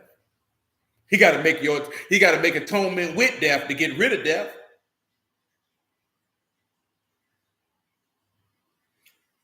Wherefore should the heathen say, where is their Elohim? Let him be known among the heathen in our sight, the revenging of the blood of your servants, which is shed. Let the sighing of the prisoner, indeed, let the sighing of the prisoner come before you according to the greatness of your power. Preserve you those that are appointed to die. See, pause. Again, because we also still dealing with disannulling your covenant with death. Let's look at the sighing of the prisoner. What is that? That is An, Ka, Aleph, Noon, Kuf, and Hey. This is a groaning. This is a crying out. Do you remember what he said that the Ruach, that we groan to the redemption of the body? Remember he said that in Romans? He says, what is it at? Let the sighing of the prisoner. So let's that groaning of the prisoner. Who is the prisoner? It is a sir. That is the prisoner, the captive. Some of you remember we talked about the prisoner probably about a year and some change ago. Brought it back up. You know, remember that in Zechariah, you prisoners of hope? You remember that? He said he hear the groaning of the prisoner. You understand? So you're a prisoner of hope. You're a prisoner of Mashiach. He said he hear the groaning of your spirit. And he said he asked, according to the greatness of your power, preserve those who are appointed unto death. Well, if you know preserve, that is your tar, and that is to save over, to preserve alive, to show preeminence, to show excess. But in this instance, is to preserve alive your thar, Yah, Yod, Tau, and Raj. The covenant of the Son of the Highest. That's how you're going to be preserved alive, to be able to disannul your covenant with death, because you've been appointed to die. Because guess what? And Adam all died. And of course, that's Tumotha, and that is death. That is die. That is doom. So guess what? This man say, let the sign of the groaning of those who are captive, because guess what? Whosoever commits sin is the servant of sin.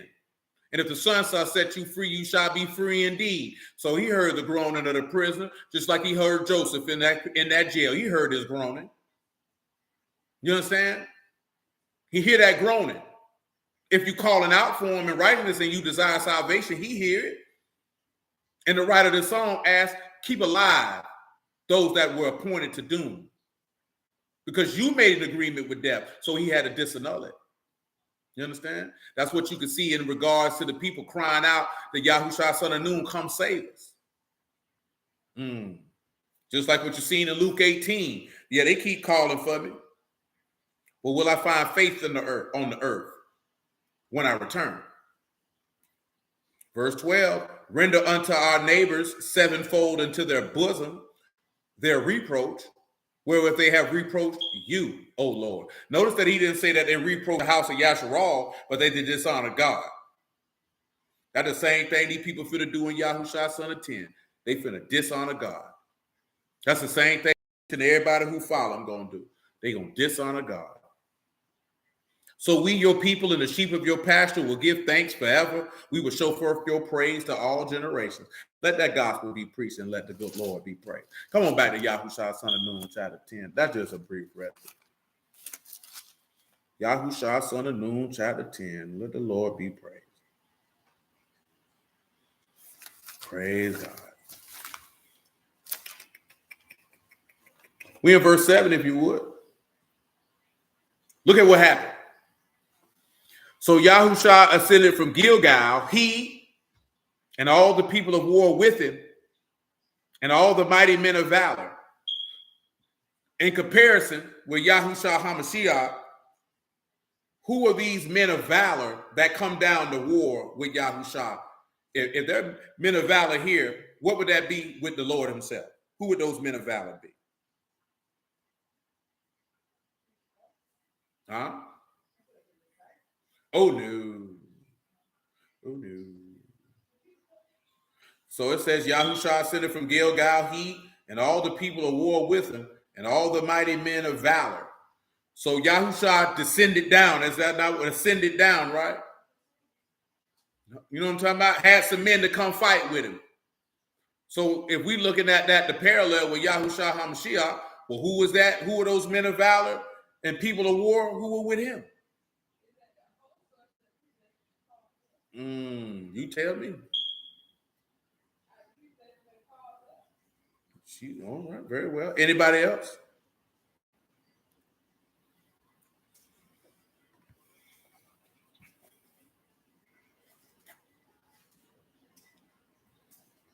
Anybody else?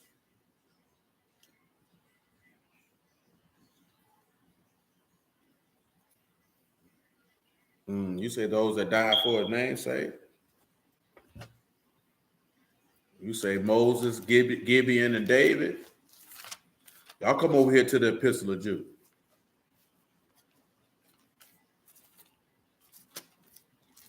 Jude gonna tell you. Epistle of Jude, verse 14.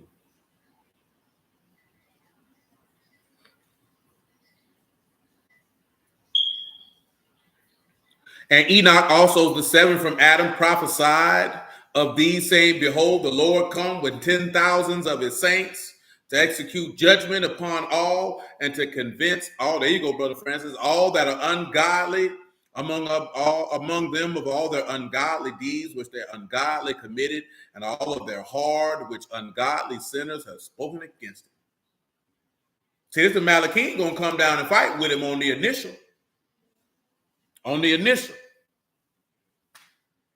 Just on the initial. Now, that's not to say that y'all won't get a little sword on your blood, but remember, right? A woman don't got to go to war and fight. Wives don't have to go down there and fight. That's what you got a husband for.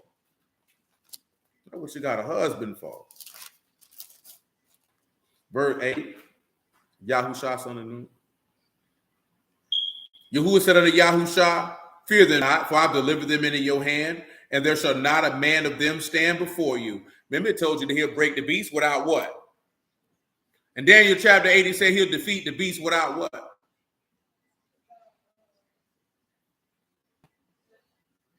What you say, baby?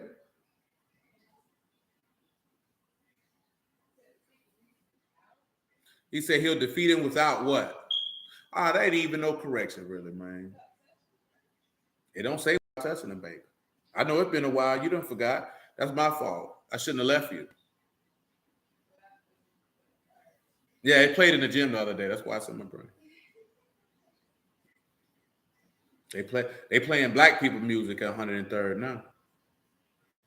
They're playing Aaliyah and your favorite Bussy Boy. Say everybody loved Lil Drake. Drake? Aubrey Graham? You know you scarred when your name Aubrey and you cry all the time. That nigga literally made a song called In My Feelings. You can't be respected after that. Crying. And you wonder why, you know what I'm talking about? The woman you wanted ended up with a degenerate. Yeah, they done changed that junk up, man. You know what I'm talking about? That's right. He'll be destroyed without hand. Daniel 8 and 24, if I'm not mistaken. What? Well, shoot, you should have said I'm paraphrasing.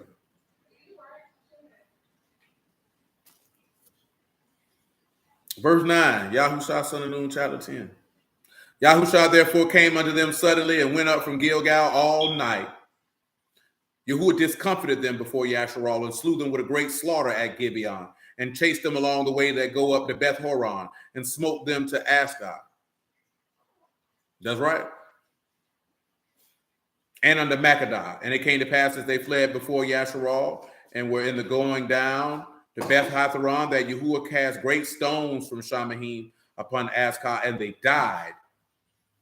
And they which were more, which died with hailstones, and they whom the sons of Yasharal slain with the sword. Look at that there in the book of Revelation with them hailstones. Brother Langford just mentioned it. Look at it. That's where we come in and talk about them seals, if my memory serves me right.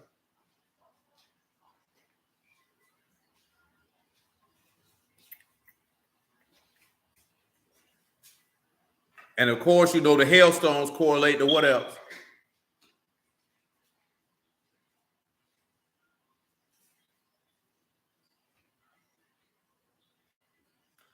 Oh my goodness.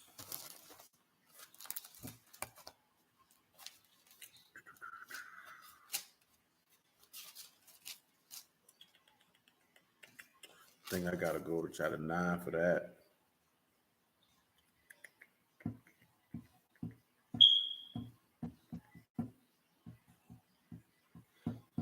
I hate when stuff be skipping out of my brain. There we go. Revelation 8, I'm sorry. 8:1. The hailstones come with the seventh seal. And it's been a while since we talked about them seals, so Yahuah permit, it'll probably be coming around the corner pretty soon. It's been a little minute since we talked about these seals and things of that nature. Verse 1 of Revelation 8. And when he opened the seventh seal, there was silence in heaven about the space of a half an hour. I saw the seven Malachim which stood before Elohim, and to them which were given seven trumpets. Another Malachim came and stood at the altar, having a golden censer. And it was given unto him much incense, that they should offer it with the prayers of all the faithful upon the golden altar which was before the throne. And the smoke of the incense with the prayers of the saints ascended up before Elohim out of the Malachim's hand. And the Malachim took the censer and filled it with the fire of the altar, cast into the earth, and there were voices, thunderings, lightnings, and an earthquake. The seven Malachim, which had the seven trumpets, prepared themselves to sound. The first Malachim sounded, and there followed hail and fire mingled with blood. And they were cast upon the earth, and the third part of the trees were burnt up, and the green grass was burnt up. Now, I'm trying to recall another spot that's in my brain about hail falling down of a very large size. It was very detrimental to the people. Give me a second. I think it might be in Ezekiel. Let me see. Big heavy hail, man. Man, big old rocks falling out of the sky, busting niggas upside the head. Well, that's what the Lord gonna do to people. That's what he gonna do to them. And I know that's hard for people to fathom, but I can fathom it. And it brings comfort to my soul. You know what I'm talking about? Some people, they feel like you shouldn't feel that way. You shouldn't look at it that way. I look at it that way. I do. These people blaspheme this man's name and disrespect this man continually. And if it's his desire to drop down heavy rocks out of the sky, to bust a man's whole scalp down to the white meat, that his brain might fall out, to let the Lord be praised. You deserve it. You ought to die. You disrespectful, rotten bastard. And not because of anything you've done to me or my people, but because you hate the maker. The very man who gave you the breath of which allow you to live, the rain which allow your crops to grow, and the food of which you eat, and the earth upon which you roam, and all the materials to build the house of where you dwell, and the clothes that you put on your funky back. And you disrespect him and blaspheme him and dishonor him every chance you get. If he see fit to drop rocks out of the sky to part your scalp, let your scalp be parted. And that goes for whomever. You know what I'm talking about? Brew or not. That goes for whomever. That's how we see that over here, man. That ain't how we feel. That ain't what we think. That's how we see it. You understand me? That's how we see it. We see it that way. He just for doing so. He just for doing so. I ain't got no problem with it. And if I was on the wrong side of his sword, made a hail fall and bust my scalp open. Anybody that go against you who ought to have their head bust open with hail, if that's what he see fit to do to. That's how we see that.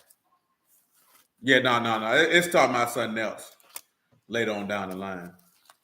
You get Ezekiel 38, that's dealing with what his name is, Gog and Magog. And that's a different time period. It's a different time period. Come on back over here to Yahuah. I didn't want you to understand what he said, what he was going to do in Gibeon. He did a strange work. See, he was killing them people. You understand how that's a mighty act to bring hailstones out of the sky to kill people? It was the hailstones kill people more than the sword did.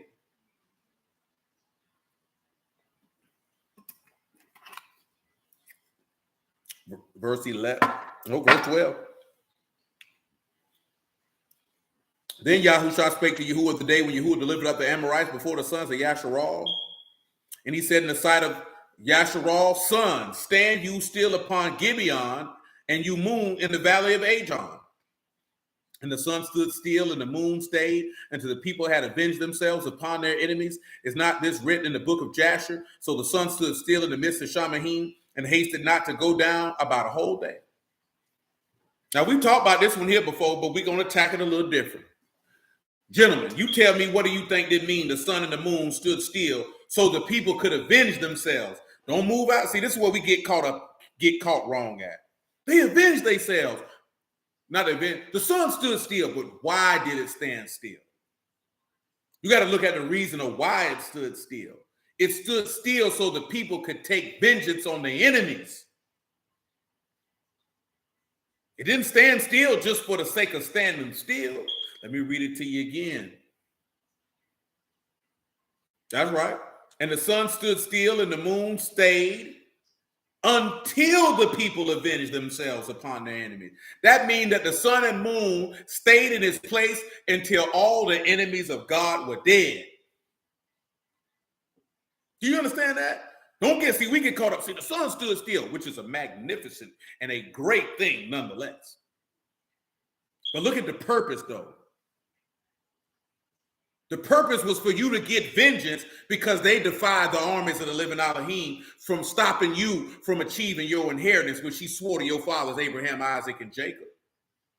That's why this man did this. You ain't understanding what's going on in Yahushua, son of Nun, man. Y'all conquering the land. Y'all coming in, taking what Yahuah has promised to your fathers.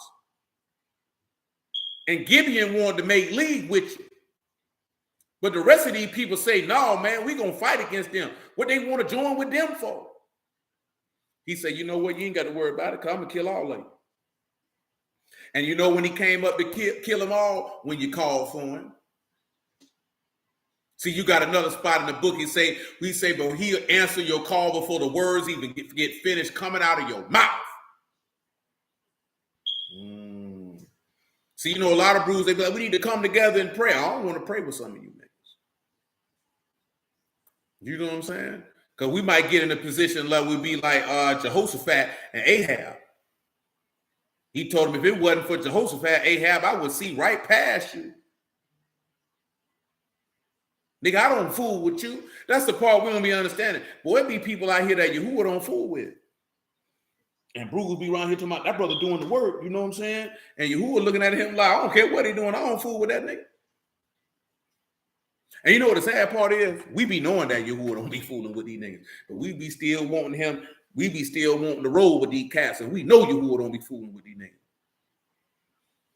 Most of y'all brothers know Yahuah don't be fooling with a lot of these niggas. Y'all be knowing it. You don't be wanting to say it, but you be knowing it in your soul. Like, well, I know God don't fool with that nigga. Because I don't, something off. That nigga, something wrong with him.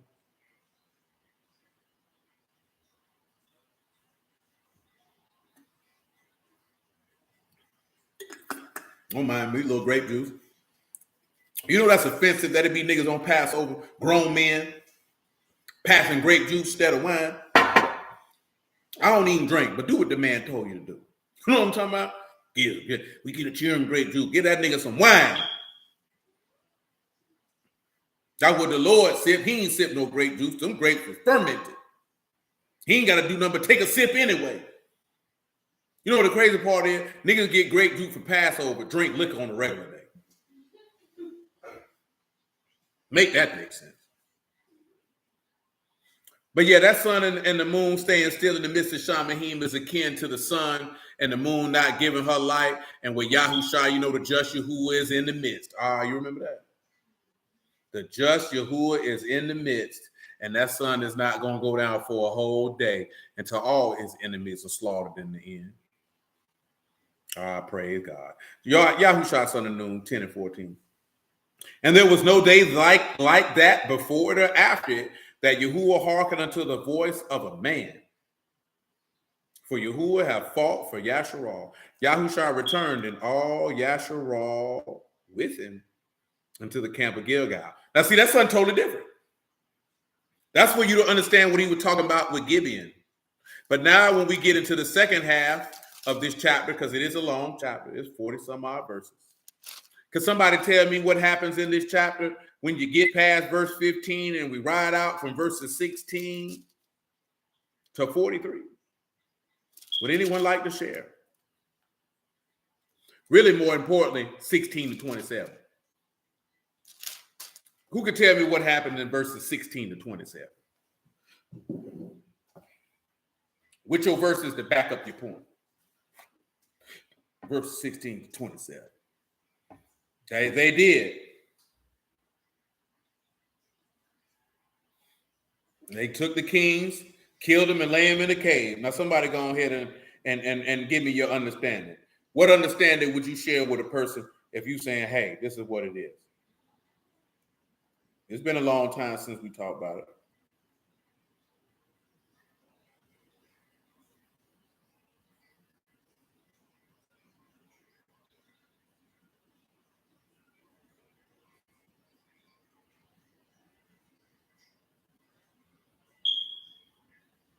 Oh, y'all know, y'all remember now.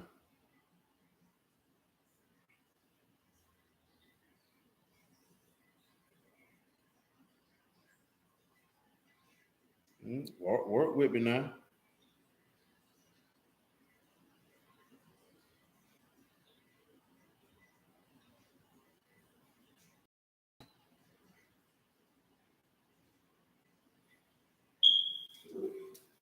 Y'all ladies being affected by the baby formula shortage? You short on baby formula? Or you got natural formula? So I got titty milk. This milk need titties.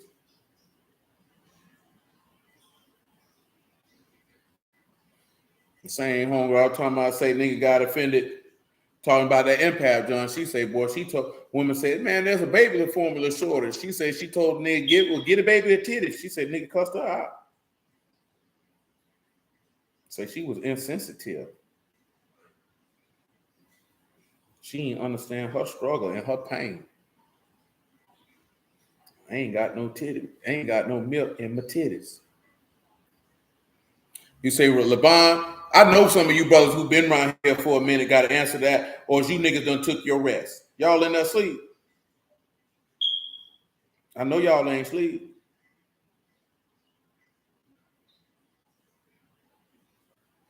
I know y'all ain't sleep. I know that ain't what happened. Oh, Brother Reynolds, you wasn't around for it. So I can't hold you to task for that. It's been a few years since the last time we had this conversation. But there's some brothers on here, they supposed to know this one here. I'm waiting to see if one of them gonna offer it. You know what I'm talking about? Amen. Or as they falling asleep, as they taking their leave, they taking their rest for the night.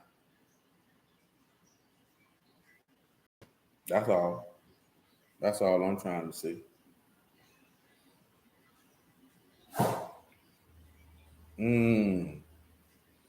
They at the house slobbing, y'all. So I'm tired. I'm tired, boss. I'm tired. That's what they telling me. So that means I got to go through it. Is that what you're telling me? I guess that's what you're telling me. I'm trying to buy you some time. But I guess I done ran all out of dimes. I ain't got no money left. Boop, you got some money in there, Big Boop? Big Boop ain't got no money in there.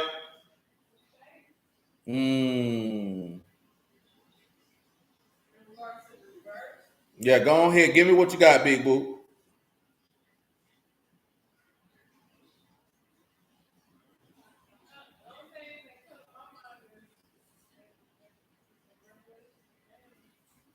It's all right, baby, because it's been a long time. Sean just got it. And I say I don't knock nobody because it's been a few years, so I can't be mad. Let's look at verse 16. Let me run it on down. But these 5 kings fled and hid themselves in a cave in Makkedah. It was told Yahushua saying the 5 kings are found hid in a cave at Makkedah. Yahushua said, roll great stones upon the mouth of the cave and set men by it to keep them. Pause. So now you go to where? Matthew 28. See, it's a little different in reverse. Go to Matthew 28. Go 27. You pick this up about verse 62. Excuse me, Matthew 27 and 62, not 28. Matthew 27 and 62. And now the next day that followed, the day of preparation, the chief priests and Pharisees came together under Pilate, saying, Sir, we remember that deceiver while he was yet alive. After 3 days, I will rise again. Command, therefore, that the sepulchre be made sure until the third day, lest his disciples come by night and steal him away, and say unto the people, he is risen from the dead. So the last error shall be worse than the first. Pilate said unto them, you have made a watch, go your way, make it as sure as you can. So they went and made the sepulchre sure, sealing the stone, setting a watch. So you see, you get it a little differently. You get the end first before you get to the crux. Come on back to Yahushua son of Nun, chapter 10, verse 19. Stay you not, pursue after your enemies, smite the hindmost of them, suffer them not to enter into their cities, for Yahuah your Elohim have delivered them into your hand. It came to pass when Yahushua and the sons of Yasharal had made an end of slaying them with a very great slaughter, so they were consumed, that the rest remained of them entered into fenced cities. All the people returned to the camp of Yahushua at Makkedah and Shalom. None moved his tongue against any of the sons of Yasharal. And that's when you see that none moved his tongue. You could take this one here and you could look at it in regards to what's in Exodus, that the dog won't wag its tail, wag its tongue, whatever it can be. Then said Yahushua, open the mouth of the cave and bring those 5 kings unto me out of the cave. And they did so and brought forth those 5 kings unto him out of the cave, the Malach of Jerusalem, which is why it's important. Why is it important that it was nothing but kings? Let's come over here to Matthew 27, verse 33.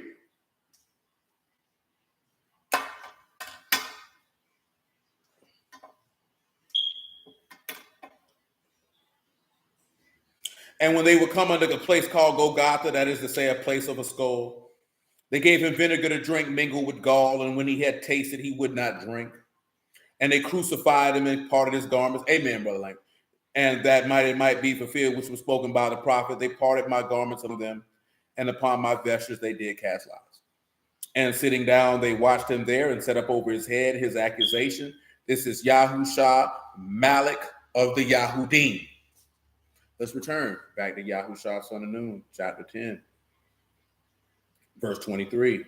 And they did so and brought forth of those 5 kings unto him out of the cave, the Malach of Jerusalem, the Malach of Hebron, the Malach of Jarmuth, the Malach of Lachish, the Malach of Eglon. And it came to pass when they brought those kings unto Yahushua, that Yahushua called for all the men of Yasharal and all the captains of the men of war with him, come near, put your feet upon the necks of these kings. And they came near and put their feet upon the necks of them. So what does this mean that they put their feet upon the necks of them? Well, let's come over here and let's look at Romans 16, to Psalms 110.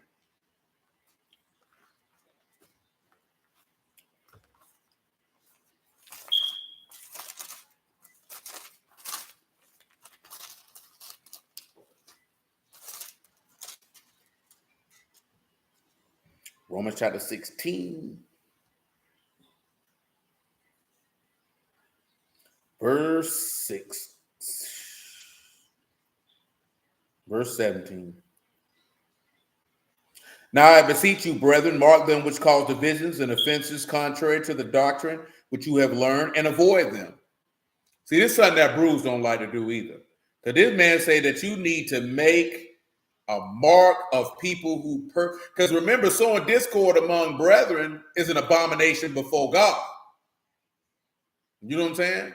That man say, cast out the scorner and the strife gonna cease. See, this man don't tell you, oh, that's a good brother. He been wicked people. If he calls a division, he say you supposed to point that nigga out and don't fool with him. Because remember, divisions is discord. That's an abomination before God. See, it's a lot of whole niggas who done been around here and said a whole lot of things, but you was the nigga sowing discord, you punk bastard Jew. You know what I'm talking about? And you think Yahuah look kindly upon that? Boy, you are detestable before God eyesight. Boy, Yahuah don't like niggas who come around and try to sow division, because to sow division, you trying to separate people. You know what I'm talking about? Boy, Yahuah don't look kindly to people who purposely go to try to separate people. See, some people be like, you try to separate people. See, some people look at separation when you tell somebody the truth. It's like this here, right? Because this didn't happen, because niggas done asked me this before. I use this in the instance of referring to the young ladies. If you come to me and say, should I marry this brother? See, this is what niggas get it twisted at. We cool, but I got a job to do. I ain't going to hell. You think I'm supposed to give you what you want. You know what I'm saying? Should I marry this nigga? I'd be like, shoot, absolutely not. But you can do what you want to do. Well, why not? I'm going to give you tangible reasons. Not, oh, I just thought this is what I want. Because I don't care who you with. That's your vagina. That's your penis. What I care what you do with it. You got to live with them. That's what people don't understand. You got to live with them. And if you want to live in a negative environment, that's your business to go live in that negative environment. I ain't got to live in it. You know what I'm talking about? But see, that's what brother, it's like this here. If a brother come up and say, hey, man, this brother did X, Y, Z to me. Did you talk to him? No, then what you telling me for? You need to go talk to him. You know what I'm saying? Because I can't do nothing about a problem you got with him. That's a problem you got with him. Ain't nothing I can do about that. Unless you asking me to mediate the matter. You know what I'm talking about? If you ain't asking me to do that, nigga, I don't care. Not that I don't care. There's nothing that I can do, because you might could have resolved that with that man by just simply having a conversation. But see, and when you see brothers, they got problems with people, but they don't want to go resolve. They don't want to go have a conversation with that man. You're trying to cause division because you're trying to set a group of people over here and you're trying to set a group of people over there so they can be at odds with one another. And Yahuah say you an abomination. Ain't that what he said? That's what the book say. He that sow discord among brethren. It's 6 things Yahuah hates, 7 things are an abomination. Sowing discord among brethren. That man says it's a beautiful thing to see brethren together in a unity or in a card. Yahuah's not about separation. He with oneness. So if you're trying to separate, you're doing the works of the devil, because that's what the devil do. Well, I thought you said that he say he wants you to be set apart. Notice he say sowing discord among brethren, nigga. Who is your brother? He that do the will of Elohim. So why you trying to separate people who doing God's will? Because you're evil. That's why. You know what I'm talking about? And Paul letting you know, don't fool with that nigga. You know what I'm talking about? If he going around doing that, don't fool with him. And you shouldn't fool with him. Why you trying to separate God's people from each other? You know what type of evil nigga you got to be to that? And don't you not notice that people, when they do that in this way, they doing it for their own selfish motivation in order to uplift themselves, to downgrade another man? Boy, that's whole nigga energy. And you can't bounce back from that. You forever gonna be known as a whole nigga, a dishonorable man, a man of ill repute and an abomination before God. Well, some people are like, well, what if you repent? If you ain't go to the people who you sought to separate from one another, you ain't made no repentance, you wicked bastard, you. That sin still on your forehead, boy.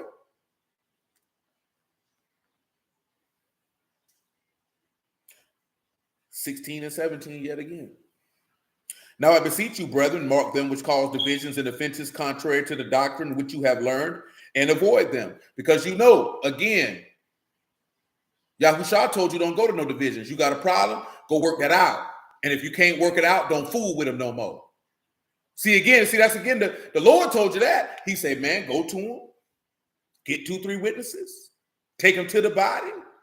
Treat them like a heathen man and a publican. The Lord didn't tell you to kiss nobody booty hole and chase after them. Hey, man, stop fooling with that nigga then. If the nigga sour, leave the nigga alone. See, but again, I told you, we got the mind of women. We feel like we got to keep fooling with people. Boy, I ain't got to keep fooling with you. I ain't got to keep fooling with you. Let me ask y'all this question on the screen. Big Boot, you can hear me? You can hear me? You hear me? Where have you ever read the Lord say keep fooling with somebody who's sour? Where he told you to keep fooling with people no matter what? He ain't never told nobody to do that.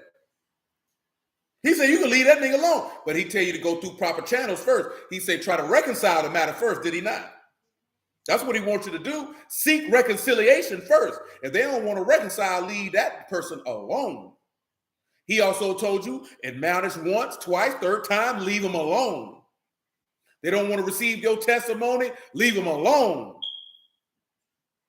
Every time, if they don't want to go through the proper recourse, Yahuah say what? Leave them alone.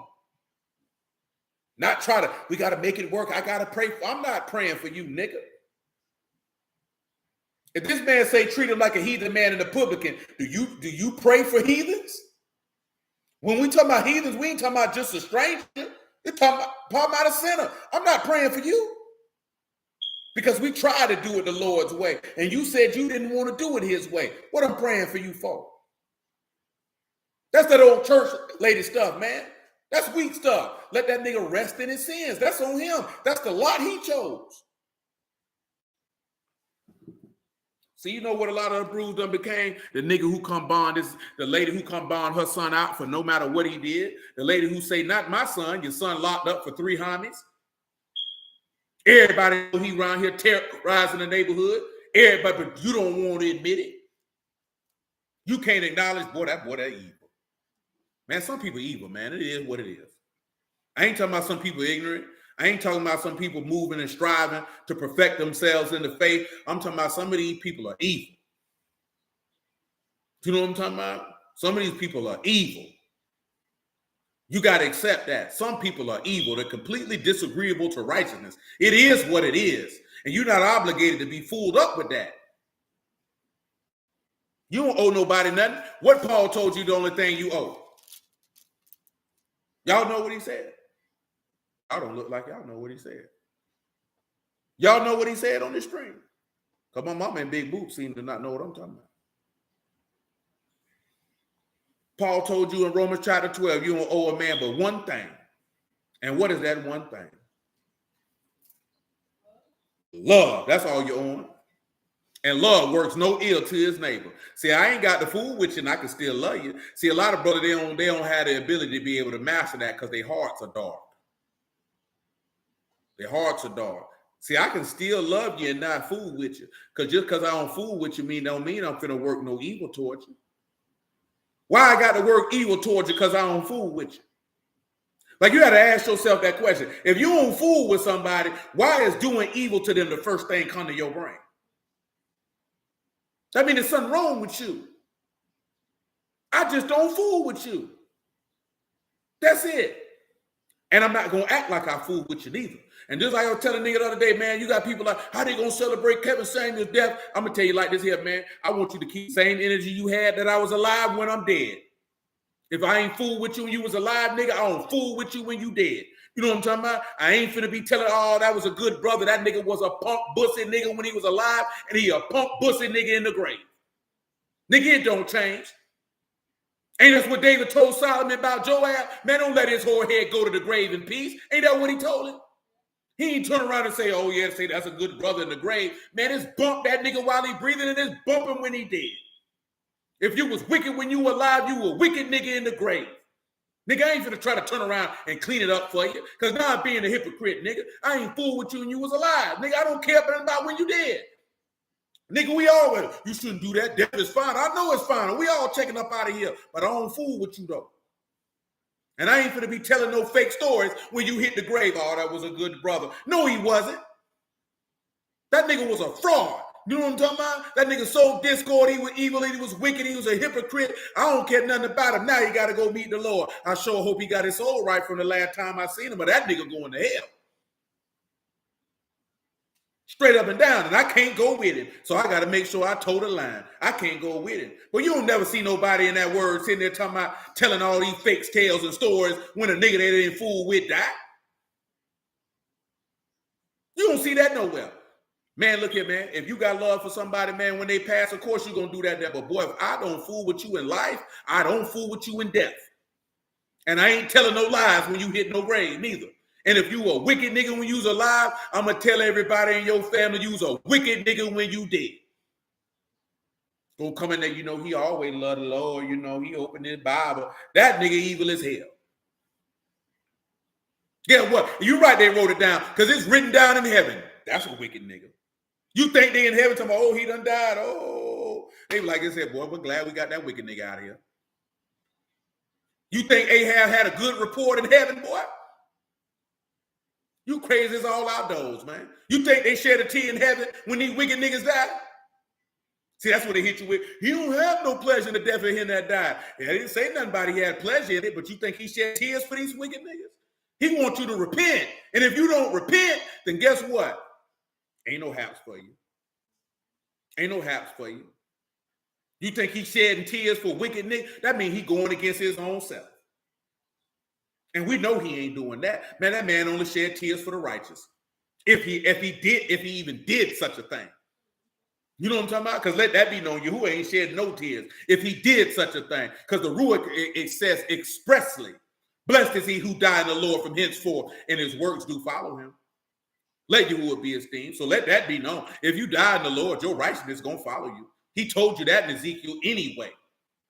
You understand me? But if you heard the word and you chose to do evil and you die in evil, nigga, you going to die in your sins. What we crying about you for? Matter of fact, he told Aaron, you bet not weep for them niggas. Boy, he killed this man 2 sons. He said, you bet not shed a tear and you bet not say a word. There you go, brother. Remember, he bet not say a word. That man ain't talking about crying for your sons.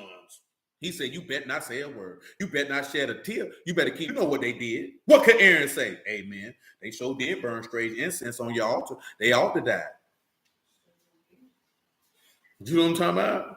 Man, the list go on and on, man. People wouldn't shed no tears for no wicked nigga. Unless that was your people. Then that's understandable. You're sad. Nigga Ryan to my name. Now, I ain't telling you to celebrate nobody's death, but at the end of the day, them women didn't like him when he was alive. What you thought what they were going to do? Now, of course, the simps was coming through the panda hoping they can get them some coochie later. You know what I'm talking about? What he called him, a panda bear? That's what they were doing. You can't get you no coochie, boy. They're not going to get you that coochie. You know what I'm saying? Like this here, man, they're talking about don't rejoice when your enemy fall. That nigga ain't my enemy. And he wasn't them ladies. Somebody can't be your enemy whom you never met. How you an enemy with a nigga who didn't even know you existed? This man didn't even know you was alive. How you his enemy? He was only your enemy because he said words that stung your chest. Am I average at best? Probably is if you gotta ask. Somebody else read an article, they say, how could he say a woman big as a linebacker? Well, I mean, as a running back, well, she 220 pounds, she big as a running back. I mean, that's just what it is, nigga. Nigga, I'm 250 pounds. Come on, man. I just want to set that in your brain. I'm 250. Specifically, I'm 252. I'm 252 pounds. So if I run across a woman, she tell me she 220, nigga, you big as me. And I got muscle mass. You ain't got none. That ain't good. You ain't supposed to be that big, baby. You know what I'm saying? And then what ends up happening is, well, why you had to tell me like that? Well, if I would have told you, you know what, ma'am? You seem to be carrying a lot of adipose tissue upon your abdominal region. I think it would be wise for you to participate in some type of cardiovascular activity along with some weightlifting in order to evaporate the adipose tissue that seems to be covering your abdominal. You're going to be looking at that nigga, what? You got fat on your stomach, nigga. Go work out. That's what I just said. See, one thing about it, if you're not willing to do something about your life, it don't matter how a person say it or what words they use to say it, you're going to reject it. You know what I'm talking about? See, because people done told me that if you preach the word like this here. See, I was just telling somebody that said, like this here, man, women used to come tell me that. One thing a woman can't tell me is how to preach no word, but you keep that to yourself. If I ain't asking you for your opinion, I sure as doodle don't want it. Especially not when dealing with this here. I don't need your opinion. I don't want your opinion. I don't want anything to do with any of that. I don't need you to tell me how to do nothing. You know what I'm talking about? Because guess what? The Lord came through and told these people nice, hard, strong, and they killed them. And they killed him. Because they didn't want to hear what he had to say to begin with. When you ain't got a heart to change, you don't care. It doesn't matter. That be the cat. It's his tone. People done said that about his tone. It ain't no tone. You're evil, nigga. That's the tone. You're tone deaf. That's your problem. You know what I'm talking about? For real, man. It ain't got nothing to do with no tone, because you can say it soft, you can say it loud, you can say it nice, you can say it wherever you want. But if you don't have a heart to receive correction in the area where you're deficient, it doesn't matter. It doesn't matter. And I already knew this long before I was in. I remember, man, I was locked up, man. My homeboy Yahuah, this is literally his name. You know what I'm talking about? I'm talking about government names. People with mother. You know what I'm talking about? And he was like, man, you can't be correcting these niggas in here, man. That junk gonna make them niggas mad. I'm like, man, bump them niggas. Because we be having conversations and niggas be outright giving wrong information or outright lying. I be like, man, nigga, you lying, bro. That's not the proper information. You know what I'm saying? I'm not gonna sit here and let you lie to these niggas like that. And he'd be like, man, them niggas, man. I'm like, man, bump them niggas, bro. Now I understood what he was saying. People are going to resent you. You know what I'm saying? Because you're correcting their information, they're gonna resent you. They're not gonna like you. That's when they hit you with you think you know everything. No, you think I know everything. You're just offended at the fact that you're uninformed and I'm not. That it's a personal problem. You know what I'm talking about? But you got to have the wisdom to know that when you know things that other people don't, they will not like you. Remember what they said about Mashiach in Matthew 7. He said he don't speak to us like the scribes speak to us. He speaks as one having authority. That's why they would have the nerve, the scribes, that is, by what authority do you do these works? Because it was envy. See, the resentment they have is not because they think that you're smarter than they envy your ability. They wish they had it. That's why the text say, who can stand before envy? Because envy is worse than jealousy. See, jealousy is, I just want what you got. Envy is, I want to be you. Envy moves people to murder. See, jealousy can move people to stealing. But envy moves to murder. At the end of the day, that's why Saul felt the way he felt by David. He envied him. You know what I'm saying? He wanted to be David, but he wasn't David. He didn't have the faith as David. He wasn't going to do the work like David would do. So he envied that. He wanted the people to love him like they loved David. But David loved God. And when you love God, he'll make you increase with favor with Elohim and man. See, Saul didn't understand that. He could have got the same thing if he just loved Yahuah. But he didn't want to love Yahuah. So he just envied the man who did. And the love that Yahuah bestowed upon him couldn't take it. See, when the scribe turned around and looked at it, they envied Mashiach because he spoke with power. He lived in righteousness and he healed the people. They envied that because they didn't want the word. They didn't want the power. They just wanted the adulation and honor of the people. That's all they wanted. You know what I'm talking about? That's all they wanted. That's all they wanted. And Mashiach told them this to their face. You think that's going to make people want to love you and keep you alive? You a fool if you think that. You know what I'm talking about? How are we going to walk around talking about the Lord died for our sins? Well, you got to remember these people killed this man. What they killed him for? They didn't like what he was saying. Because he was convicting them. Remember, he said, it's not though. He said, the world cannot hate you. It's me it hate because his deeds are evil. And I testify against it. He bearing witness to the people's face. He's shining light on their wickedness. We got to kill this nigga. Let me finish this Romans 16 so I can get y'all out of here, man. It's 11:30.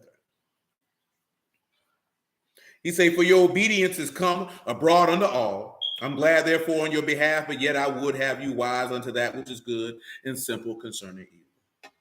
And the Elohim of Shalom shall bruise Hashatan under your feet shortly. The mercy of our Lord Yahushua HaMashiach with you. Amen. So come back, right? We're going to pause. We'll come back right here to verse 24, right? He said he got their foot on their necks. And you know that he said he would make your enemies your footstool. But of course, you say, you know, you just seen reference in Genesis 3 and 15 that he would bruise the head of Satan or put his foot on his neck. You understand? That's what you got to understand, man. You a son of God. You supposed to put your foot on the necks of the wicked, nigga. You supposed to put your foot on the neck of serpents, nigga. They supposed to be vanquished under the foot of Elohim. Vanquished under the word. They don't deserve to breathe. They don't deserve to squirm. They ought to be stamped out. Praise God. That's how that's supposed to go. How many of y'all know about the story with Elisha and the arrows? Who know about that story with Elisha and the arrows? You know about that story? You don't remember that story? You remember that story, Big Boo? Who on here remember the story with Elisha and the arrows?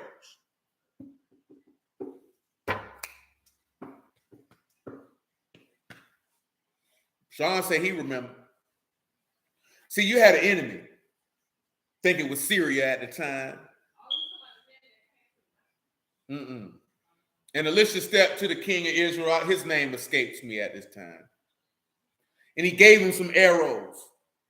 And he said, step on these arrows, man. And that's basically going to be the amount of time that how they would be destroyed. And if my memory served me correctly, I think the king stepped on the arrows like 3 times and stopped. Man, Elisha say, man, you ought to stepped on about 7, 8 more times, nigga, and made sure they were gone. You understand me? Let me get that story for y'all, man. Stanley just came through with. He told him, you ought to stepped on this some more, nigga. What's wrong with you? You should have made sure they were destroyed and gone. Well, you supposed to step on your enemy neck. Don't even let them breathe. You know what they tell you? Keep their gators on their neck. You know what I'm talking about? But see, a lot of these boys, they ain't got no pimping in them, man. They ain't going to put no pimp game down on them. Come on over here, man. What it is, man. 2 Kings chapter 13, verse 14.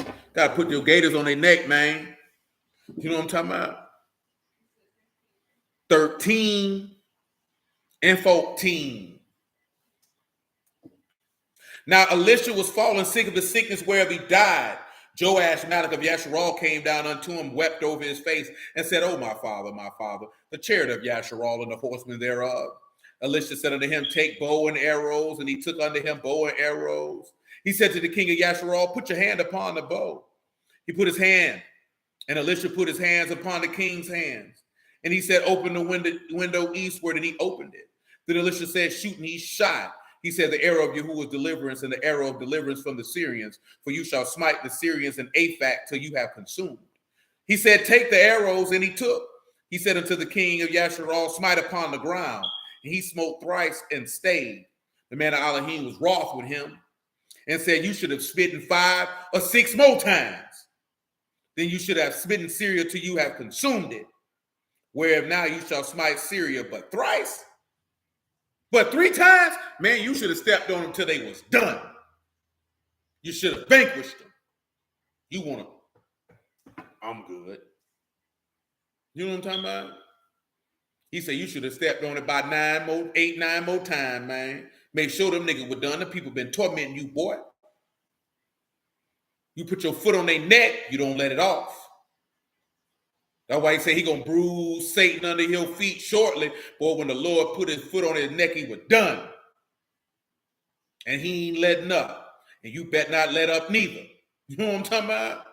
Ain't no letting up. Hallelujah for Yahushua the word. Man, I appreciate y'all time this evening. Praise be to Yahuah in the name of Yahushua HaMashiach. Let Elohim be esteemed, man. Prayerfully, I wager little muffin has what she needs in order for Pentecost. Again, that is May 29th, 1:30 p.m. I need to hit my mans up to secure that location, man. So we can be locked in with that. We're going to make it do what it do. But I appreciate y'all, man. You know, keep your mind stayed on the Lord, man. We got a lot of information to deal with. So don't feel bad if you feel like, oh, we didn't hit everything. We got a lot to deal with. We needed to make sure you knew what happened in Gibeon for those who didn't know. Still got some stuff in Isaiah 28. We'll do your Job 4 project, first quarter, Yahuah willing, on tomorrow. You know what I'm saying? For you young men. And yeah, work it like that. You know, always keep Yahuah at the forefront of your mind. You know what I'm saying?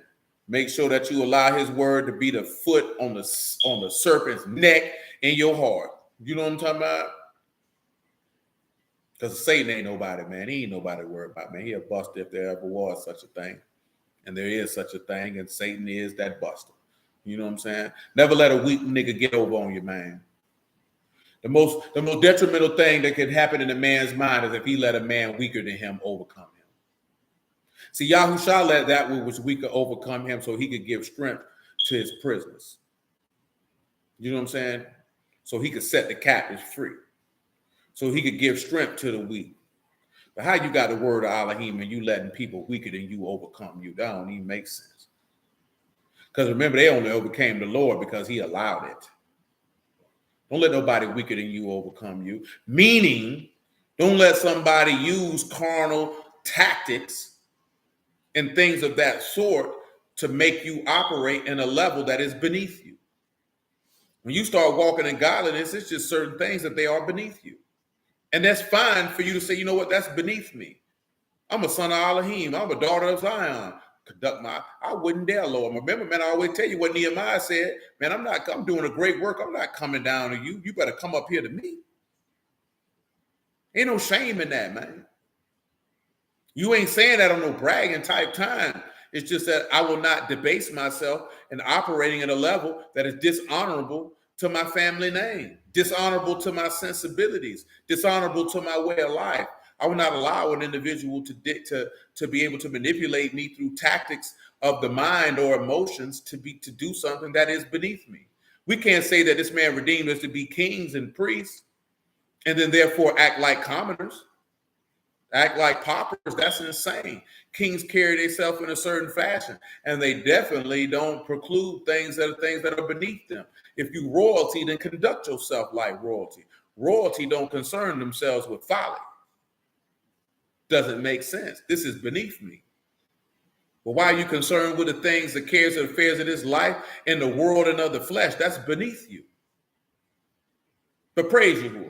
I appreciate y'all time this evening, man. Bless y'all the house of Elohim in the name of Yahuah. I love y'all. Appreciate y'all. Yahuah willing on tomorrow, we can do what it do. Till then.